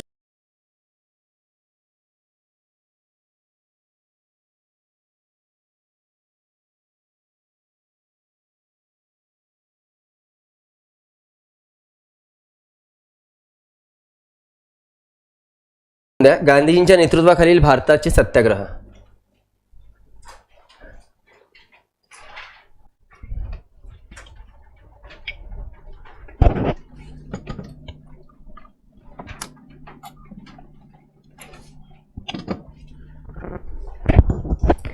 चार महत्त्वपूर्ण सत्याग्रह आपल्याला दिसतात, छोटे छोटे. कारण की गांधींच्या जीवनातलं सगळ्यात पहिलं मोठं सत्याग्रह 1920ला असहकार चळवळ. पण त्याच्या आधी जे 4 सत्याग्रह झालेले छोटे छोटे आहेत त्याला जरा बघून घेऊ. मॅच द पेअरवर वगैरे प्रश्न बनतात. त्यामध्ये जे पहिलं आपण लिहिलं आहे फिजी सत्याग्रह, फिजी आयलँडवर. याला तसं बघायला गेलं तर रेफरन्सेस अशी जागा देत नाही, म्हणजे इतिहासामध्ये महत्त्व देत नाही. पण तरीही काय परिस्थिती त्याला समजून घेऊया. फिजी आयलँड तुमच्या पॅसिफिक ओशनवर आहे. एक छोटंसं आयलँड आहे. त्यावेळेस तिथे इंग्रजांची सत्ता चालायची आणि तिथे कल्टिवेशनचं काम बऱ्यापैकी चालायचं. फूड प्रोडक्शन तिथे चांगलं होतं. पण तिथे जर आपल्याला प्रोडक्शन घ्यायचं तर काय लागतील, लोक, मजूर. मग मजूर कुठनं भेटतील, अपने पास कमी नाही आहे, इंडिया के लेके जाते थे. तर इथल्या मजुरांना तिथे काही बॉन्ड पेपरवर ॲग्रीमेंट करून भारतातनं त्यांना फिजीमध्ये घेऊन दिलं जायचं आणि त्यांना प्रॉमिसेस दिले जायचे की बाबा तुम्हाला वर्षभरासाठी नेलं जात आहे, तुम्हाला एवढा पगार दिला जाईल. पण प्रॉमिसेस देऊन ज्यांना वर्षभरासाठी नेलं आहे त्यांना तिथनं 5-5 वर्ष सोडत नव्हते आणि त्यातल्या त्या जेवढा पगार मिळायचा तेवढा त्यांना पगार मिळत नव्हता. याची माहिती जेव्हा गांधीजींना लागली, पहिली गोष्ट ही पद्धत गुलामगिरीची नाही का एक प्रकारे, हे तर स्लेव्हरी सिस्टम झालेली. ही खबर जेव्हा गांधीजींना लागली त्यांनी सरसकट सरकारला धमकी दिली. ती धमकी अशी की तुम्ही भारतातून जे मजूर घेऊन चालले आहे फिजी बेटावर जी काही गुलामगिरीची पद्धत सुरू ठेवलेली आहे त्या पद्धतीला लगेच बंद करा. भारतीय कामगारांना तुम्ही तिथनं रिलीज करा अथवा मी तुमच्या विरोधामध्ये सत्याग्रह करेल. आता लक्षात घ्या, या इव्हेंटच्या जवळपास 30 वर्षाआधी इंग्लंडच्या पार्लमेंटमध्ये एक कायदा पास झाला आहे. कायदा काय? कायदा आहे गुलामगिरीची पद्धत बंद. म्हणजे इंग्लंडनी स्वतःच मान्य केलं की आता आम्ही गुलामगिरीची पद्धत बाळगणार नाही. मग तुम्ही कायदे करूनही भारताच्या मजुरांसाठी तिकडे गुलामगिरीची पद्धत चालवता तर हे तर बेकायदेशीर आहे ना रे, इनलिगल आहे ना. आणि अशा इनलिगल मुद्द्याला घेऊन जर गांधीजींनी भारतात सत्याग्रह सुरू केलं तर कदाचित त्याची चर्चा पुढे पूर्ण देशभरामध्ये नाही तर अख्ख्या जगातही होऊ शकते आणि त्याचा क्रिटिसिझम इंग्लंडवर होऊ शकते. म्हणून इंग्लंडच्या सरकारने बिना कुछ देरी करे सरसकट आपल्या युरोपियन बिझनेसमॅनच्या विरोधामध्ये ऑर्डर काढले की तुम्ही फिजीवर जेवढे काही भारतीय नेले आहेत त्या सगळ्यांना रिलीज करा. त्यानंतर सगळे भारतीय मजुरांना भारतात म्हणजे इकडे आणलं गेलं फिजीवरनं. आणि गांधीजींची पहिली मागणी जी आहे ती अशा प्रकारे सफल झाली. काही सत्याग्रह करण्याची गरज पडली नाही, गांधीजींच्या धमकीनेच काम होऊन गेलं. ठीक आहे. सो फिजीमध्ये साधारणतः हे काम झालं. पण त्याच्यानंतरचे जे पुढचे 3 सत्याग्रह आहेत ते जरा महत्त्वाचं आहे आणि त्यामध्ये आहे गिरणी कामगार मिल सत्याग्रह अहमदाबाद. अहमदाबादमध्ये परिस्थिती अशी होती, 1918ची गोष्ट. अहमदाबादमध्ये परिस्थिती अशी होती की तिथे जे भारतीय मजूर होते त्या भारतीय मजुरांनी काही मागणी केली होती. मागणी काय? आमचे पगार वाढवावे. मालकांनी यांची मागणी काही पूर्ण केली नाही, तर हे सगळे कामगार प्रोटेस्टला म्हणजे स्ट्राईकवर जे ते उतरले की काम रोक दो, बिलकुल कोई काम नहीं करेगा. आणि जवळपास हे सगळ्या कामगारांनी स्ट्राईक केली. गांधीजींना जेव्हा माहीत पडलं की इथल्या कामगारांनी स्ट्राईक केली आहे, गांधीजी पोहोचले अहमदाबाद आणि त्यांनी त्या मजुरांना हे म्हणजे पटवून देण्याचा प्रयत्न केला की बघा, लक्षात घ्या, फक्त स्ट्राईक करून काही होणार नाही. मी तुम्हाला एक चांगली आयडिया देतो आणि त्या आयडियामध्ये मीही सामील होतो. आपण स्ट्राईकसोबत उपोषणही करून टाकू. म्हणजे कसं आहे की डबल फटका पडेगा. उपोषणाला जर बसू तर त्याचा प्रेशर बनेल ना रे मालकांवर की बाबा उगाच कोणी टपकलं बिपकलं है ना, कोणाची विकेट पडली तर बेकार होऊन जाईल, तर त्याचा प्रभाव लवकर कामगारांच्या मालकांवर पडेल आणि मालक जे आहे ते यांच्या मागण्या पूर्ण करतील. तर अशा विचाराने ही सगळी मंडळी स्ट्राईकवर तर होतेच होते. त्यांनी आमरण उपोषणालाही सुरुवात केली. फक्त 4 दिवस गेले आणि 4 दिवसामध्ये कामगारांच्या मालकांनी या सगळ्यांच्या डिमांड्स मान्य केल्या, यांचे पगार वाढवले गेले आणि अशा प्रकारे अहमदाबादचा लढा सुद्धा सफल झालेला. ठीक आहे, तर हा दुसरा लढा गांधीजींचा जो आपल्याला सफल होत असताना दिसतो. या व्यतिरिक्त सगळ्यात महत्त्वपूर्ण जो लढा आहे ज्यावर तुम्हाला प्रश्न बनतो तो आहे खेडा. नाही, खेड्यापेक्षा आपल्याला हे बघा संपर्क. ठीक आहे, खेडा सत्याग्रह बघून घेऊ आधी. खेड्याचं काय? खेडा गुजरातमधलं एक गाव. पहिलं महायुद्ध चाललं तर पहिल्या महायुद्धामध्ये सरकारने सर्वांचेच टॅक्सेस वाढवलेले होते. ग्रामीण भागामध्ये सुद्धा शेतकऱ्यांचे जे लँड रेंट होते त्याला वाढवलं गेलं होतं, म्हणजे भूमिकर त्याला वाढवलं गेलं होतं. गरीब शेतकरी यांना खूप जास्त टॅक्स द्यावा लागायचा. हे जे जास्तचा टॅक्स द्यावा लागायचा त्याच्या विरोधामध्ये शेतकऱ्यांनी तिथे आंदोलन केलं. त्या आंदोलनाला नेतृत्व म्हणून गांधीजी तिथे पोहोचले खेड्याला आणि त्यांनी मागणी केली सरकारसमोर की तुम्ही इथल्या नागरिकांचे म्हणजे शेतकऱ्यांचे जे कर आहेत, टॅक्सेस आहेत त्याला घटवावे. इथे सुद्धा त्यांच्या नेतृत्वाखाली जे सत्याग्रह चाललं त्याचाही परिणाम सरकारवर पडला आणि सरकारने फायनली खेडा येथील जे शेतकरी होते त्यांचे रेंट किंवा त्यांचं जे टॅक्स होतं ते कमी करून टाकलं. तर इथे सुद्धा गांधीजींना सफलता मिळाली. आता हे चमत्कारिक गोष्ट आहे ना बॉस. मतलब इतने सालों में ऐसा तो कोई लीडर था नहीं की तो काहीतरी येतो, सत्याग्रह करतो आणि सरकार त्याचं ऐकते. इथे गांधीजी काहीतरी फक्त काही सत्याग्रहाच्या नावाने काहीतरी चालून राहिले आणि सरकार मान्य करताय. तर भारतीय जनतेच्या मनामध्ये आता एक हिरो तयार होत होते. ठीक आहे, जे पुढे 1920ला एक मोठं आंदोलन करतीलच. आणि या फेजमध्ये त्यांचं जे अखेरचं म्हणण्यापेक्षा जे सगळ्यात महत्त्वाचं जे आंदोलन झालेलं ते होतं चंपारण्य आंदोलन, चंपारण्य सत्याग्रह. तुम्ही नक्कीच कधी तुमच्या स्कूल पुस्तकामध्ये या आंदोलनाबद्दल बघितलं असणार. चंपारण्य बिहारमध्ये असणारा एक प्रदेश आहे. तिथे काय व्हायचं तर तिथे पहिली गोष्ट तिथे सुद्धा कामगारांना गुलामासारखं वागवलं जायचं. म्हणजे तिथे सुद्धा बळजबरी लोकांकडनं जास्तीत जास्त काम करून घेणे, कमीत कमी पगार देणे, या व्यतिरिक्त 3 कठिया पद्धत चालवणे. 3 कठिया पद्धत मी याच्या आधी पण सांगितलेली आहे. ती पद्धत अशी होती की शेतजमीन कुणाची असेल 1/3 एरियावर इंडिगोची हे करणे, प्रोडक्शन घेणे, नीड प्रोडक्शन घेणे. या सगळ्या ज्या बळजबरीच्या कामं चालू होते या बळजबरीच्या कामाविरोधामध्ये तिथे आंदोलन करणे आवश्यक होतं. तर एक व्यक्ती होते राजकुमार शुक्ला, त्या बिहारचा व्यक्ती होता. त्या राजकुमार शुक्लानी गांधीजींना अशी माहिती दिली की बिहारच्या चंपारण्यामध्ये एवढी प्रॉब्लेम चालू आहे आणि शुक्लानी जेवढी काही माहिती दिली ती माहिती बरोबर आहे की नाही याची शहानिशा करण्यासाठी गांधीजींनी डॉक्टर राजेंद्र प्रसाद यांना हा मुद्दा मांडला त्यांच्यासमोर की बॉस बघा की शुक्लानी जे सांगितलं आहे ते बरोबर आहे की काय ज्या काही प्रॉब्लेम्स आहेत मला त्याला क्लिअर करून द्या. तर राजेंद्र प्रसादनी सुद्धा सेमच मुद्दा मांडला गांधीसमोर की नाही चंपारण्यामध्ये भीषण प्रॉब्लेम्स आहेत. तर जेव्हा गांधीजींना या प्रॉब्लेम्सबद्दल कळालं गांधीजींनी घोषणा केली की तिथल्या मजुरांवरचा अत्याचार तुम्ही रोखून द्या अथवा मी तुमच्या विरोधामध्ये सत्याग्रह करील. जसं इकडे घोषणा झाली सरकारला वाटलं की गांधीजी तिकडे येऊन सत्याग्रह करतील तर तिथे त्यांनी चंपारण्यामध्ये कर्फ्यू लावून टाकला आणि कर्फ्यू लावून कुठलाही बाहेरचा व्यक्ती चंपारण्यामध्ये येणार नाही याची उपाययोजना केली. पण गांधीजी पोहोचल्यानंतर गांधीजींना अरेस्ट केलं गेलं. अरेस्ट केल्यानंतर ही खबर अख्ख्या देशात पसरली की गांधीजींना अरेस्ट झालं तर का झालं. तर मग येते यासाठी कारण की गांधीजी कशासाठी गेले होते तर गुलामगिरीच्या पद्धतीच्या विरोधामध्ये आंदोलन करण्याकरिता. म्हणजे सरकार चंपारण्यामध्ये गुलामगिरीची पद्धत चालवते अशी खबर संपूर्ण देशभरामध्ये पसरली. त्यामुळे जनतेचं प्रेशर सरकारवर बनू लागलं आणि काही न करता सरकारने गांधीजींना रिलीज केलं की बाबा उगाच काही आंदोलनं होऊ नये, गोष्ट चिरडू नये म्हणून त्यांनी गांधीजींना रिलीजही करून टाकलं आणि चंपारण्यमध्ये होणाऱ्या शेतकऱ्यांच्या अत्याचारावर बंदी घालण्याचा नियमही केला.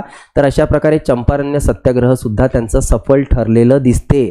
तर अवघ्या 2 वर्षामध्ये 1916, 17, 18 एवढ्या काळामध्ये फक्त सत्याग्रहाच्या जोरावर फिजी असेल, अहमदाबाद असेल, खेडा असेल किंवा चंपारण्य असेल, हे 4 छोटे छोटे सत्याग्रह गांधीजींनी जे सफल केलं त्यामुळे त्यांचा आता इथे एक पॉलिटिकल बेस बनला आणि याच बेसच्या आधारावर नेमकं पुढे त्यांनी एक मोठं आंदोलन करत असताना आपल्याला दिसणार आहे. ते आंदोलन काय त्याला उद्याच्या लेक्चरमध्ये आपल्याला बघायचं. 1918ला एक महत्त्वपूर्ण आंदोलन झालेलं, ते आंदोलन आपण उद्या सेशनमध्ये बघणार. ठीक आहे.